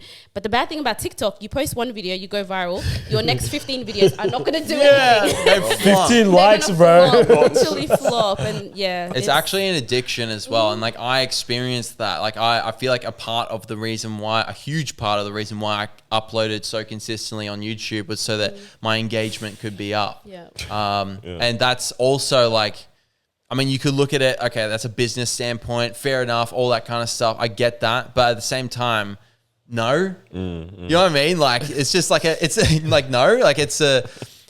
a business thing, but your health is also a thing. You have to think about that. Like, be true to yourself and don't do it for the wrong reasons. Don't do it so that you can get numbers or fame because it will never be enough. Just like any addiction. It's an addiction. And it's like fame is an actual addiction. I'm not saying that I've been famous or I am famous, but I have tasted a bit of that. And it's like, it is dangerous. Recognition and love, you know, like that's what fame comes down to at the end of the day. Recognition and love. And then like if you desire that from those people that you cannot rely on because you don't know whether they're going to click on it or not, you're basing your foundation on something that's so fragile. Whereas if you base your foundation on something strong like Jesus, who actually loves you unconditionally, then it's like that's where like you start to feel whole again. So yeah, I think one of the dopest clips that I saw from the documentary there was like you had I think you did one like photography meetups, and it's like starts off on like maybe it's on you level, but then you pan it up and then it's like there's all those of people. Yeah. I think as much as like there's the danger of falling into the trap of like, yo, people are coming out for me, or people are like loving me, or people are pulling up to what I host and whatnot. It's like, but you really created community as well. Oh, absolutely. And And look, it's like that's that great. is super. That's crazy. I think it's cool great. aspect with like actually stepping up to owning the influence that you have. That's pretty and cool. utilizing it in positive ways and that. Yeah, like that. That's what. And you mentioned like Tim mentioned like you have this platform, and like that's what I was thinking as well. I'm like, you still made 1 million. You have 1 million accounts at least of people that are interested in this. I'm like, not many people in this planet in the history of the world have ever had the ability to have that many people interested and utilize it in some kind of way, like positively if you want to. I'm like, that's a platform, like that's a community that's around there still. So I think it was super sick when I saw them. Like, yo, people like are coming out and expressing the interest of like photography or whatever else they were doing, and I'm like, this is what it's meant to be, like this is what we're meant to be able to create, and the spaces that you want to have. It's about the creativity. It's about like, it's honestly, it's about the love. Like that's what it's about. And like being able to build that community is like an honor. It's amazing being able to do that. But at the end of the day, like I said, like you can't control that. For sure. Like you can just try your best. And I think that, like I said before, like vulnerability and being authentic, people really relate to that stuff. And that's when people connect. Yeah. And that's when people feel like they know you. And that's when people follow you and actually care about you and your content. Whereas like you have like, and you can do this on TikTok. You can definitely be authentic on TikTok. But the reason why I love YouTube so much is because you actually have, it's like long form. And so you have time to actually soak in like and develop a relationship with your audience. And so I think that is super powerful. Like that's very true. I feel like even with us, like oftentimes like I can tell when people only watch clips versus people that actually watch the content like fully. It's like it's such a massive difference because you end up with such a different perspective on us as individuals, but then also just on what we're actually doing with the podcast, what we're putting out, all that kind of stuff. It's so extremely different, but it's like because the extended period of time, it's like you actually get to hear out everything. Because Daniel makes some very wild clips sometimes, so people will see like 10 seconds of a conversation and they'll be like, whoa, that was very extreme, guys. And we're like, yo, go listen to the full episode and you'll see the context leading up to what's going on. So keep doing what you're doing. We need it. Bro, people make a full opinion of who you are, who I am, based on like 15 seconds. Social media is crazy, man. It is wild. I mean, what were those downsides then, of social media? Nah, not even social media, but like having to create, like, content creation in that regard when you were on the grind of it as well, Like, I think that like the constant pressure of having to have it all together. And you see in storytelling, like, as I said before, like you have like the rise, then the fall, then you come back up. I've always been aware of like, okay, like this story should have a midpoint, which means like having the tough part of it or like the low part. And that's why in my documentary, I ended up like talking about like the dark parts, like the hard parts, because, well, first of all, that's the story, but not even just the documentary. In my YouTube videos, you'll notice that I always share the tough parts or like the failures and stuff, because first of all, that's relatable to people. For sure. Because like newsflash, life is not Instagram, like social media highlights. Like life is hard. And so including that adds to a level of authenticity that people really respect. But I think that I just deviated from your question. No, you're cooking. I was saying like, what was the what was the downsides? What were those downsides of that? So essentially, the pressure, I suppose, like of being authentic was really hard for me. Like, because I was like, I need to be authentic. Like people comment and all this kind of stuff. So I'll be like, am I being authentic? And then that's when I started questioning, who am I? That's what I was going to ask then. Like, if you're focusing on trying to be authentic, then isn't that being inauthentic? What is something like? And I literally asked myself, who am I? And that's what led me down the path of like, that was literally what led me down the path of like all that. So, what does Casey Neistat mean to you? I'm actually going to be seeing him live in a few weeks, in a week actually. I'm going to NAB, but anyway, Casey Neistat, he inspired me to start doing YouTube because what inspired me so much about his videos is that he wasn't so clear cut and perfect. He was so authentic and vulnerable, and his editing style is so like just run and gun. I'm like, it makes me feel like I can do it. That's what's so inspiring about Casey Neistat. And so after watching like hundreds of his vlogs, I'm like, okay, done. If he can make a documentary of his life every single day for like 200 or whatever days that he did, it was actually more than 2 years, actually, not even 200 days. But anyway, I can do that too. Yeah. And so then I was like, you know what? I'll start a YouTube channel. I didn't do daily vlogs for like 2 years because that's insanity. It's actually a stupid thing. I would look, each their own. Casey, if you're watching this, man, hey, Casey, if you're watching this, comment, hats off to you. Legit. But I remember when I was at 200 subscribers. I was in New York at the time, and I was in an Uber with my 200. Yeah, I was at 200 subscribers, and I was with my family, and like, what do you know? Like, I see Casey Neistat just on his boosted board.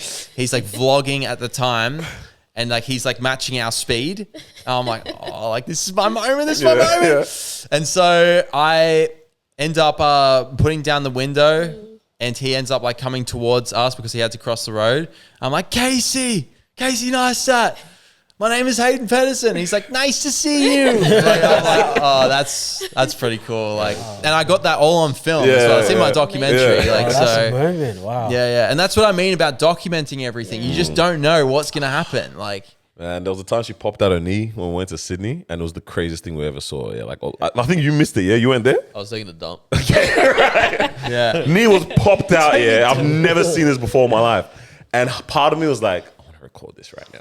But the other part of me was like, dude, I need to pop this knee back in. We're all freaking out, man. Afterwards, I'm like, damn, man. Because it was all good. It was all fine. And I think her knee's okay now. Yeah. But like, I'm like, damn, bro, I just missed that moment of like, yeah. And then there was even a moment a couple of weeks ago. We never spoke about it on cam, yeah? What was it? After you did the chip. Oh.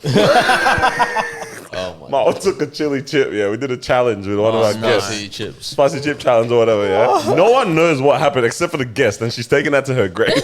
I hope she does. I hope she takes it to her grave. But afterwards, Marwa was finished. Yeah. Absolutely finished. How are you guys with spicy food? Pretty all right. Yeah. That chip, though, the next morning I felt that. If you want to try it, we've got the box over there. No way, we still have it. I don't think I will ever touch man, it it's not again worth in my life. This is going to turn into a Hot Ones episode where you guys like swindle me in. Nah, we don't need that. It ruined my day, man. Yeah. Yo. But yeah, even in the moment, I was like, guys, wait, I think you were telling your sister, you guys were talking, and like, I was trying to talk to her with my eyes of like, dude, like record this moment right now. But like, she was like, yo, I don't want her to get mad at me of like I'm recording and she's losing it right now. Like, she's like, I was rolling on the ground and one. I'm like, bro, what is going on? I'm like, all right, I have to look after her. But half of me is like, dude, where's your phone? Right now, bro? Yeah. Afterwards, she goes, why none of you record? I'm like, bro.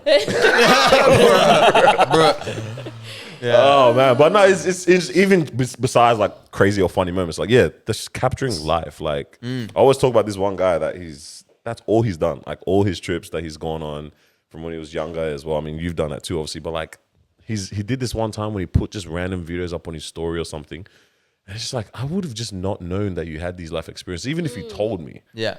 I'm just like, cool. You can't even imagine some of these things. Yeah, it's like, bro, this is what you got to experience. This is what you did. I'm like, it made me start to really want to like, just capture every single moment now. Like, not even out of it. Like, I hear the thing of like living the moment or whatnot, but I don't know. There's something special about the time that we're in right now where we can capture things in real time and it looks and crispy. Still live in the moment. And it doesn't look like CCTV footage anymore. Yeah, you know what I mean? Compared to these VHS cameras we had before. Filmed on microwave. Literally filmed with a potato, bro. Microwave. Grainy as heck. I'm like, this is. There's no other time in history unless like now that we've been able to do something like this. What do you guys think about AI, like, and how it's going now? Man. Because like the thing is, like, speaking about like cinematography and all that, like, you can now put a prompt in and like it'll put in B-roll, like footage, and the footage will look like human. Yeah. What do you guys think about that? Damn. I think, like, I've seen even when people do the thing where they're like, they record a scene and they'll take every single frame from that and then make that an image and then change the background like with AI for every single image and then stitch that together and it's like, that looks sick. Yeah, wow. So I'm like, the creative things that you can produce using AI is amazing. And I think that for me, that no, it sounds bad, but like for me in my mind, I'm like, it almost trumps the crazy things that I feel like people can do with it. It doesn't. No, I'm not trying to justify it. Yeah, because in my mind, I'm like, I hope a lot more people are using these things for creative purposes and a great, good, positive outlet compared to like, you know, who's doing it to show that this president is doing this. You know what I mean? Like the deep fakes and all of that kind of stuff. I watched one of Obama today. I'm like, I knew it was a deep fake, but like you were hoping it was. Oh yeah, legit, yeah. You could say some whack stuff, man. Like, he's like, yo, what's up, I'm Obama? Yeah, crazy. No, but he like the deep fake. I knew that it was fake, but like it's getting to the point where it actually it feels like not. And that's the thing. I believe that AI will never get to the point where you feel. Okay, right. You feel it. Like I think that it might look it. Yeah. Because AI can copy things. Yeah. But I don't think because there is no like emotion that's actually behind it. I don't ever believe. Okay. I'm of this present moment. I don't believe that it will ever happen that we will eventually have like real-ish relationships with like other robots or AI or like connection with like other footage that looks human. There was this, I forgot who produced it, but it's a robot, AI robot as well. And oh my days, it's so crazy. It's like they gave it instructions to do like normal tasks of like put this dish in the dish rack kind of thing and wash this dish, all this kind of stuff, right? And it's like normally you see these AIs move in such like rigid motions. This was the most fluid human-like thing I've ever seen, right? And then it will ask this robot or the AI like, yo, why'd you do that? Or like it would tell it to do something like, pick up this bowl and then put it over here or whatnot. And it does, you know, there's the in-between parts that as a human, intuition and life experience fills in that gap. Yes. Of like, this is why you can walk normal, don't worry. There's like that in-between gap where it tells us, you know, that tells us to, you know, maybe flip this thing around this way and put it down like this because that's just what we know from experience, right? This AI robot, the guy will ask, why'd you do it this way? He's like, because it just made sense to I'm like, what is going on, guys? Yeah, no. It was sick. Like the nerd scientific guy inside of me was like, this is crazy. Like this is mad lit. But I'm like, damn, where are we going? This is iRobot. we're getting iRobot. We're getting towards iRobot, man. Yeah. But it's mad. I think in my line of work, it doesn't bother or scare me, but there's a part of me where I'm like, I'm gonna get replaced. Very soon. Because like I guess especially with certain, like let's say like a website or something, it's like you don't need that much emotion. Yeah, okay. You know what I mean? Like a standard website right now, like how much emotion do you have on it if I designed it or if something else did it? No, you're right. You know? And so it's like even I asked to do a flyer maybe a year and a half ago. Like this was at the start of AI and someone like created a piece of artwork through AI and they were like, can you just take this and then turn it into a flyer? Like, but use this. Yeah. And I was like, why don't you just ask the machine? Legit. Yeah. It's mad, yeah. Even today I was trying to upgrade my Google, I think they call it Google One or whatever, the one where you get more storage in that. Yeah. And I was just looking at the different subscription options. I'm like, all right, cool. And then they're like, you can get the one where there's AI in your emails. I was tempted like slightly for 3 seconds maybe. I was like, what's that going to mean? Like, okay. But I'm like, hey, hold on. Like, I can read emails still. Like, let me chill out. Like, I'm still very capable of dealing with emails in my life to involve AI into it now. But I can't lie. ChatGPT has me in the chokehold. Like, weekly, it's being used. ChatGPT is awesome. 100%. But I do believe that, like, something like, I don't know, man. Just like vlogging or like anything, any kind of human interaction, at least. That's just what I believe. I believe that won't be replaced. I don't think you can. I really don't think you can. Yeah. I think it'll be very interesting when like human interactions get to the point where it's like let's say like, I don't know, you go out to a bar, you meet a girl, you chat and blah, blah, and then like you're hanging out and after like 3 months of talking, she's like, I just need to tell you something. I'm a robot. But it's like instead of saying I have herpes, it's like I'm actually a robot. But I think also a trans robot to make what's going on here? Legit. No, but I think that it's also like, it's sort of like this like diminishing returns thing. So it's like if you have a graph, it goes up like increasingly like, oh wow, this is real. But then like as like it like plateaus over time, it will never ever get there. It's the same with science, like how we use science to say like I drop like a coin or something. Like physics says like, okay, it'll like hit my knee at like this time, whatever. With like acceleration, all that kind of stuff. But it will always, no matter what, it will always be off. It won't be the exact thing. So like it could get down to like the decimal, but at the end of the day, because it's a decimal, it's rounded. It's rounded up, so it'll never ever be reality. Exactly. Does that make sense? No, most def. Interesting. I've never put it that way. Interesting. Instagram for sure. But it's the same way with AI. Like it'll never get there. It can imitate, and maybe it can get close. But it won't. It won't get there. So you got your job for a little bit longer, my guy. 5 years. God willing. I was going to ask, what would it look like if within the churches you replace pastors with like robots? Oh, what would that look like? Damn. Less. Yeah, I don't know. Relax. Wait, what did you say? That was the No, message it's about on to do Sunday. something. I was gonna say less cheating. I thought you said bless. No, because I was going to say like did say robots. Okay, how do I put it? Because, okay, I mean, Bro, like, the robot's not catching the spirit. that is the thing. You do lose that side of it where it's like, but then you're saying robots now they're putting in that emotion and they're putting in that like intelligence within it that it can appeal to the human experience. Who's and all my that robot type of praying stuff. to? But then it's like, okay, the robot preaches and then it goes and it gets plugged in. So it's not doing any madness outside of the world or anything like Pastor that. Roomba. Pastor Roomba. Nah, stop days. that. But yeah, what would that look like?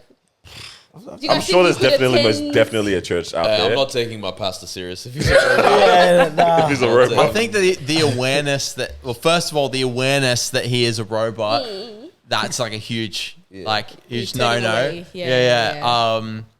But it's also like, look, I believe that like, because AI, it's not human. How can it possibly understand the human condition if it doesn't have a soul? And people might argue like, does it have a soul? I don't believe. I don't believe it has a soul. I believe it can imitate a person having a soul, but like it cannot have a soul in itself. So you would definitely miss that relationship. I think that's the biggest thing. Relationship with AI is, I believe it's always going to be different because you can't have that relation with them. You can't relate because they're not human. Does that make sense? I think it's just made to be used, which is not what humans are. I think that dynamic, that dynamic there, that's why it'll just never make sense in that regard. Plus, like, my pastor has to be saved. Like, God doesn't care about this robot. Exactly. Unless our whole theology gets flipped on its head. Not the robots too. If I find out there's aliens, serious questions. You get baptized by the robot? That's crazy. Because he malfunctioned once it puts its arm in. It touches the water. It just starts electrocuting you. It's like, my days. I've got, we appreciate, let me not even try and force a segue, man. Let me just ask the question straight up. This guy's going to say something, bro. Well, I've got a thread here. And it says, what is something you appreciate so much more as you become older? That's what I wanted to put to us firstly, in terms of like, what is something that as you become older, that you start to look at more of like, I didn't even realize that how important this thing was. Or friends. Like, friends, that's the first thing that comes to my show. Friends. What is the lesson around friends that made you? I think the whole iron sharpens iron thing, surrounding yourself with good people, like-minded people, is like super important. I've realized that, especially recently. And like you become who you surround yourself with. And if you want to become like a good person, you have to surround yourself with good people. Obviously no one's perfect, but you know what I mean? I think friends, definitely. I think apart from Jesus, obviously. That one of like surrounding yourself with people that constantly desiring to become better is so good. Like it's so rewarding. Like you're always left feeling better with around those people. Just people constantly pushing you to be better. Like that's the best. I think mine is health. Yeah. I don't know why I keep hearing people say that they have bad knees around me. I have really good knees. These guys got their mega knees, bro. Like, honestly made me go, let me take these knees seriously. You know what I mean? Like just keep taking care of them. So health, I think, for me as I get Health, older. yeah, that's a good one. Yeah, definitely friends. Yeah. Actually, hit me the other day. I think the past, I don't know, whatever X amount of years, is like growing up. It's just like you're just meant to have friends, right? You don't really deep it, and then like now you actually understand the importance of friends selective. and actually having people who generally do care about you. Last week I was so sick, by the way. I was packed up. There's never, I don't know when the last time I actually woke up in bed, obviously, and then stayed in bed the whole day, and then I didn't even know you were down bad like this. You can't even tell us. Until I found out from the person who you're probably going to talk about now. I put on the chat, but No, you didn't. This guy's so weird. That's how he knew, but it was just a slight, because I didn't, what I mean, I didn't say, hey guys, I'm sick. But then I think I was meant to do something on that day, and then I was like, I can't do it today because I'm in bed. Yeah. And it was like 2 p.m. And then he started like, this is not normal for this guy to be in bed at 2 o'clock. So he called me up and then literally called Chemist Warehouse, delivered like all these meds to my house. Literally I go open the door and I was sick, doing this, open the door, like this bag of just all these meds I just there. ordered the whole store. And then I was like, man, shout out to friends. Yeah, absolutely. And there was no one at home at that time. So yeah, definitely appreciate friends, because now it's people that you do life with. So That's mad. yeah, it's being friends. Even the friends one, just touching on it real quick, I think I might have shared it on the pod before. But there's the verse, it's Psalm 1:1, yeah. And when I saw this progression, I was like, this is the craziest thing ever, right?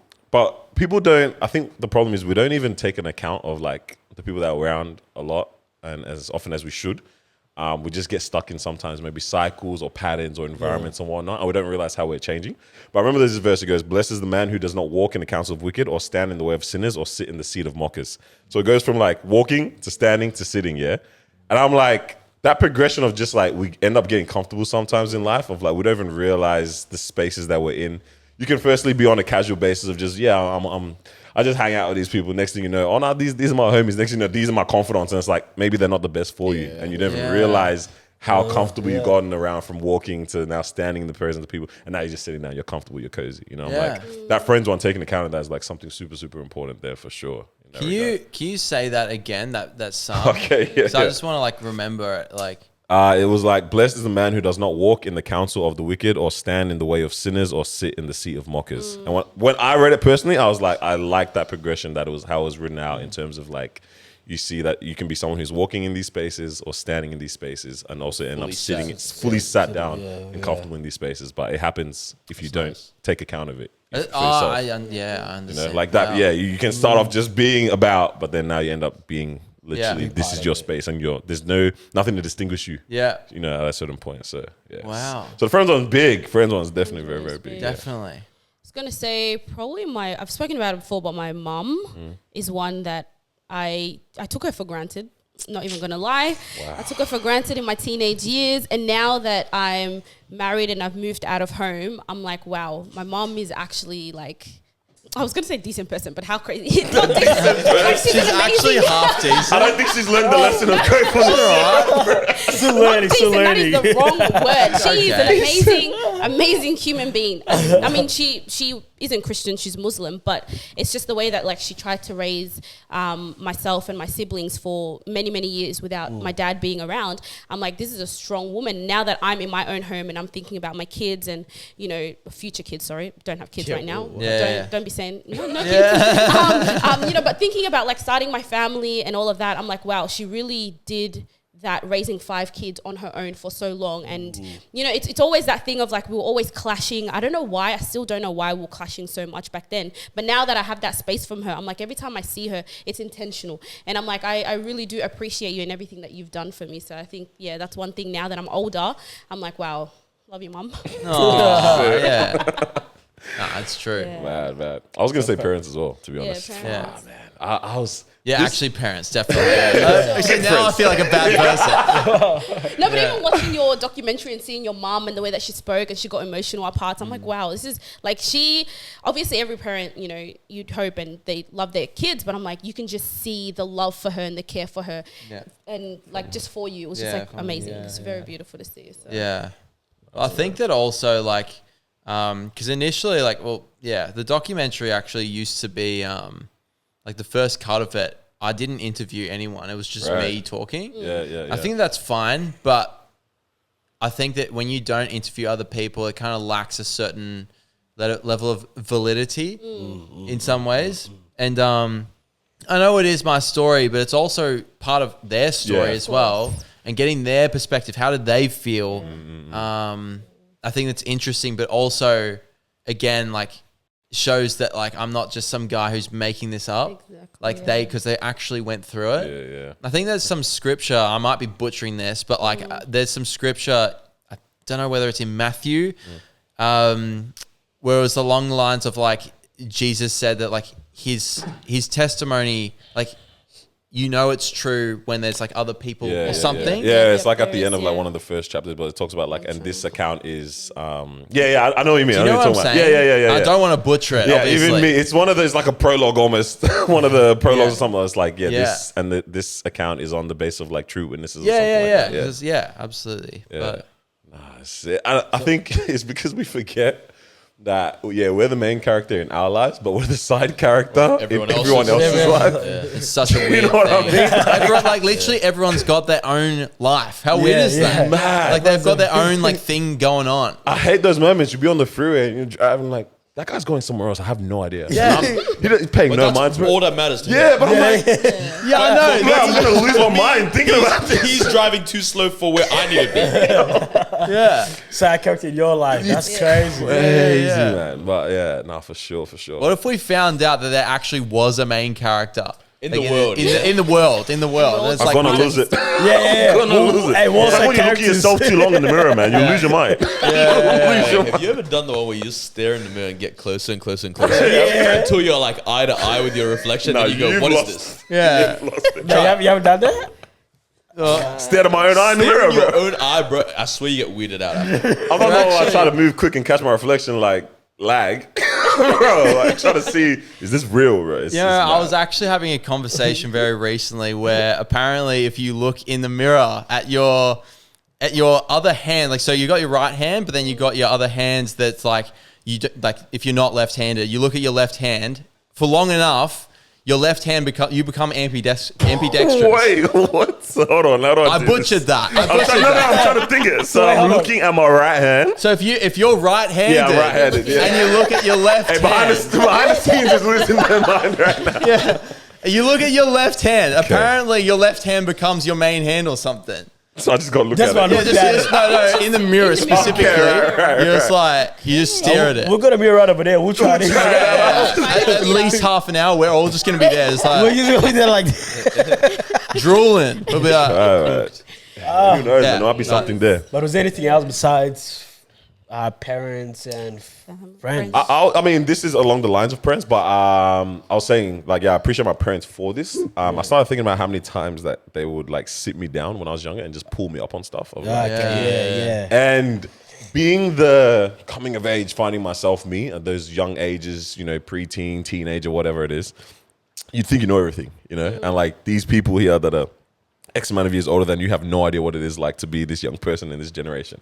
So they'll pull me up on something, and in my head, I'm like, bro, you're not hearing me. You're not understanding what I'm trying to say. Yeah. And to be honest, personally, I thought I really was like someone very teachable at that time, like that I was taking in what they're saying. But I realized that I would just always argue back, like in conversation. Yeah. But I'm thinking that we're having a conversation, you know what I mean? But it was a moment where I'm really just arguing. Like, yeah, I genuinely probably wasn't actually listening to what they're saying. But they would constantly say that.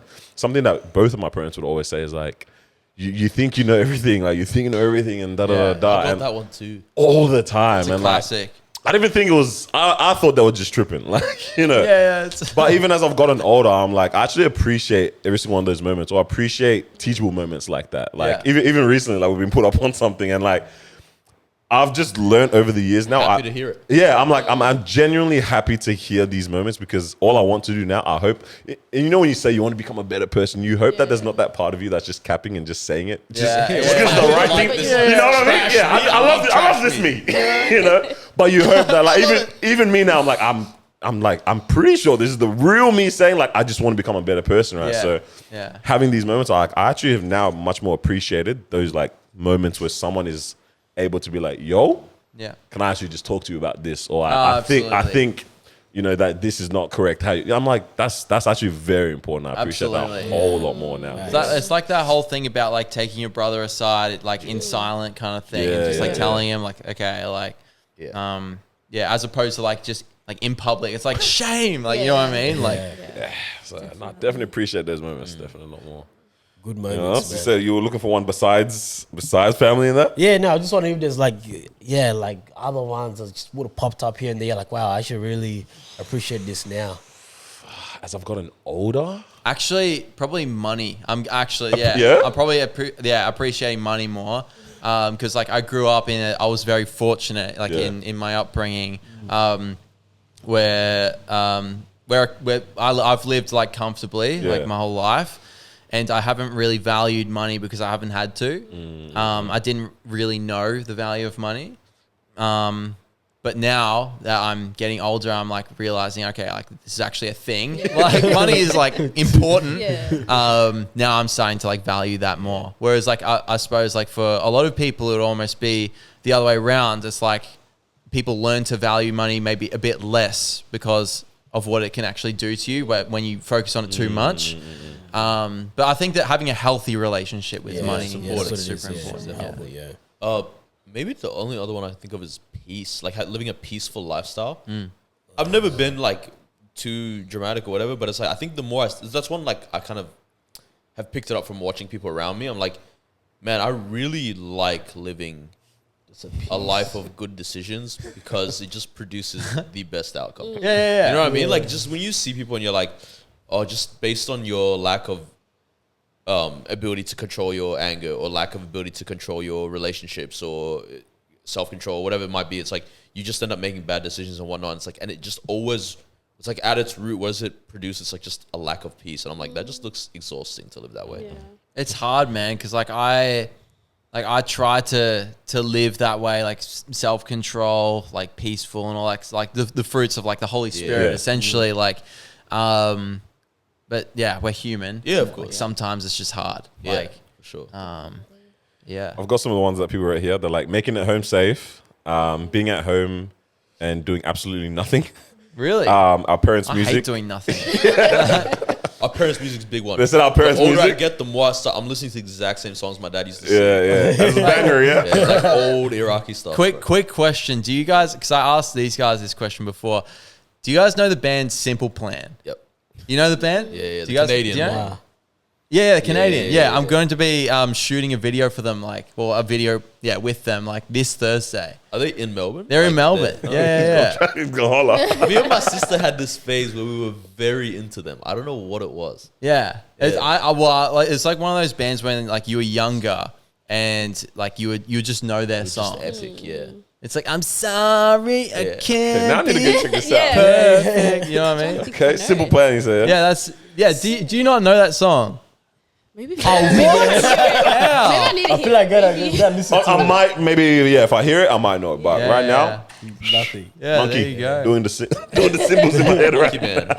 Monkey man. That's it. That was the word that's in my head when he said that. But a lot of people end up bringing up like relationship with God and things like that. They're like, fully, just like the comments are like flooded with it pretty much.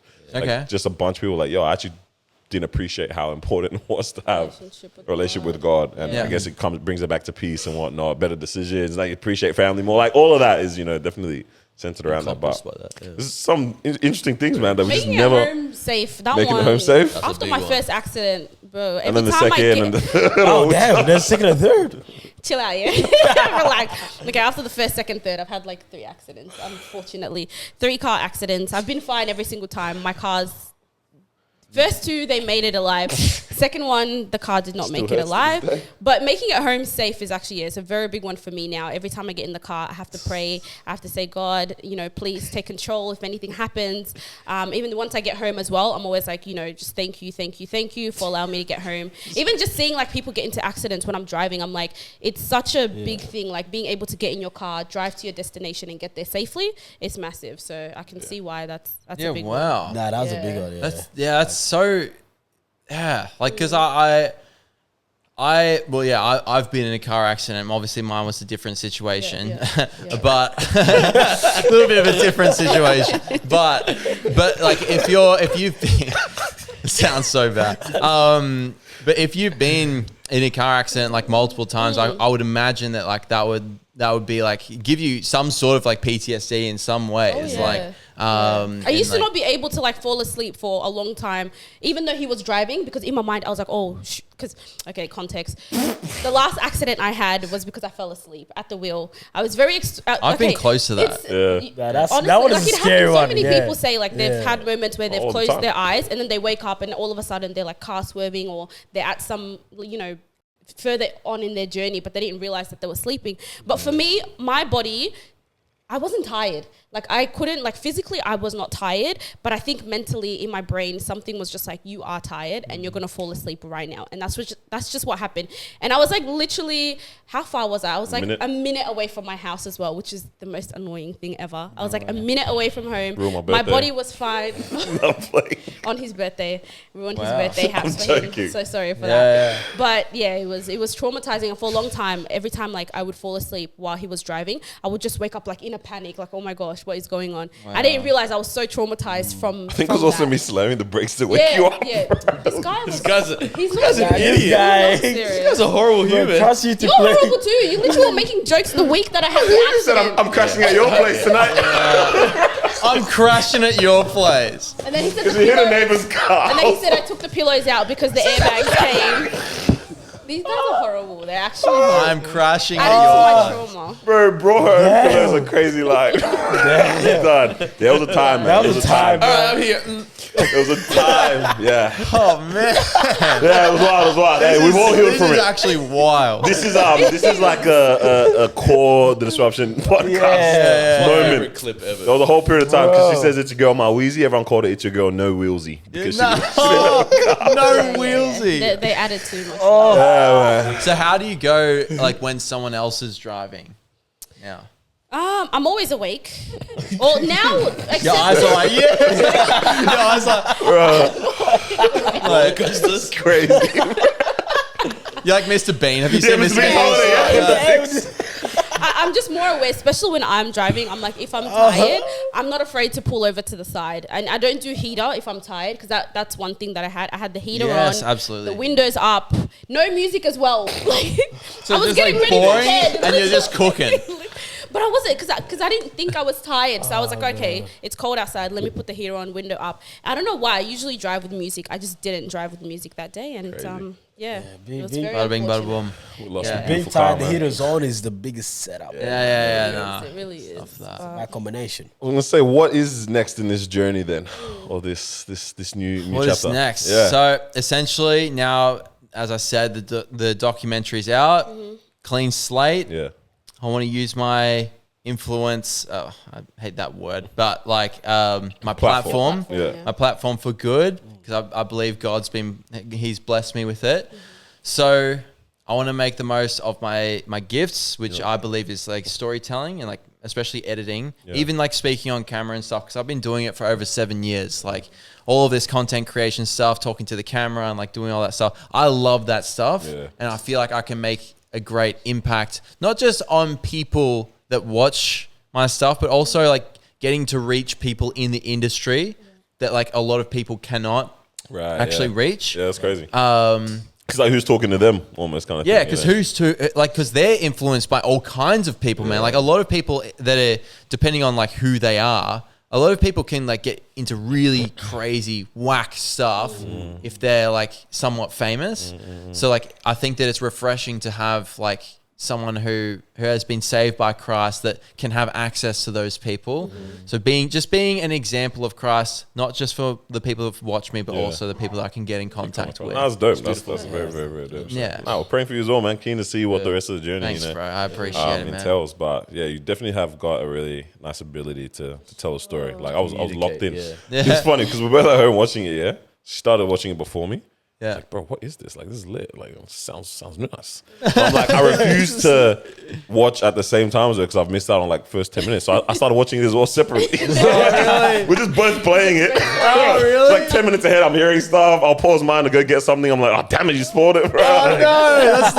That's It's dope. It's very, very dope. So, like, yeah, very interested to see what else. Did you watch it on your phone? Or No, on my desktop. Yeah, good. locked Okay, in. that's all right Yeah, then. yeah. Because Should a lot we- of people watch on the phone. I understand. It's Yeah. all good. But like, I like people to experience it. You know what I mean? Yeah, like, yeah. like same with all my very, YouTube very videos. Nice, very nice put together. No, that's So. awesome. Yeah. Very exciting to see what else comes out from that, you know? Yeah, I was going to ask see. before we do wrap up though, for, you know, you've been through this journey and now you're attending church here in Melbourne, yeah? Yeah. Yes? Yeah. So Brilliant. Lifehouse Church. Lifehouse, awesome. Like, what's your advice? What would be your advice for someone that's like, you know, looking at your story maybe? I guess you kept saying, you know, baby Christian, so you kind of you went through this journey and now you're here committing your life to God and all. Like, yeah, what's your, if someone was listening to you, what would your advice be to them? Just anyone? Just anyone in general, I guess. Well, first of all, surrounding yourself with like-minded people, good people. And when I say, okay, like-minded, you could be in like the worst situation ever, and if they're like-minded, then that could be bad. I'll take that back. Yeah. Surrounding yourself with people who want the best for you and that will lift you up. And essentially, like, if they're bringing you closer to God, then they're good for you. If they're bringing you away from God, then I would say don't cut them out of your life.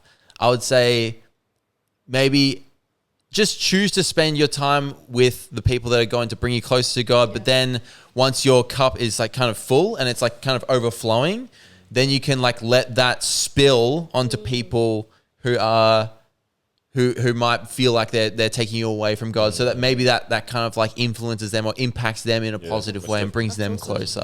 Most definitely. That would be I like my that, advice. yeah. Yeah.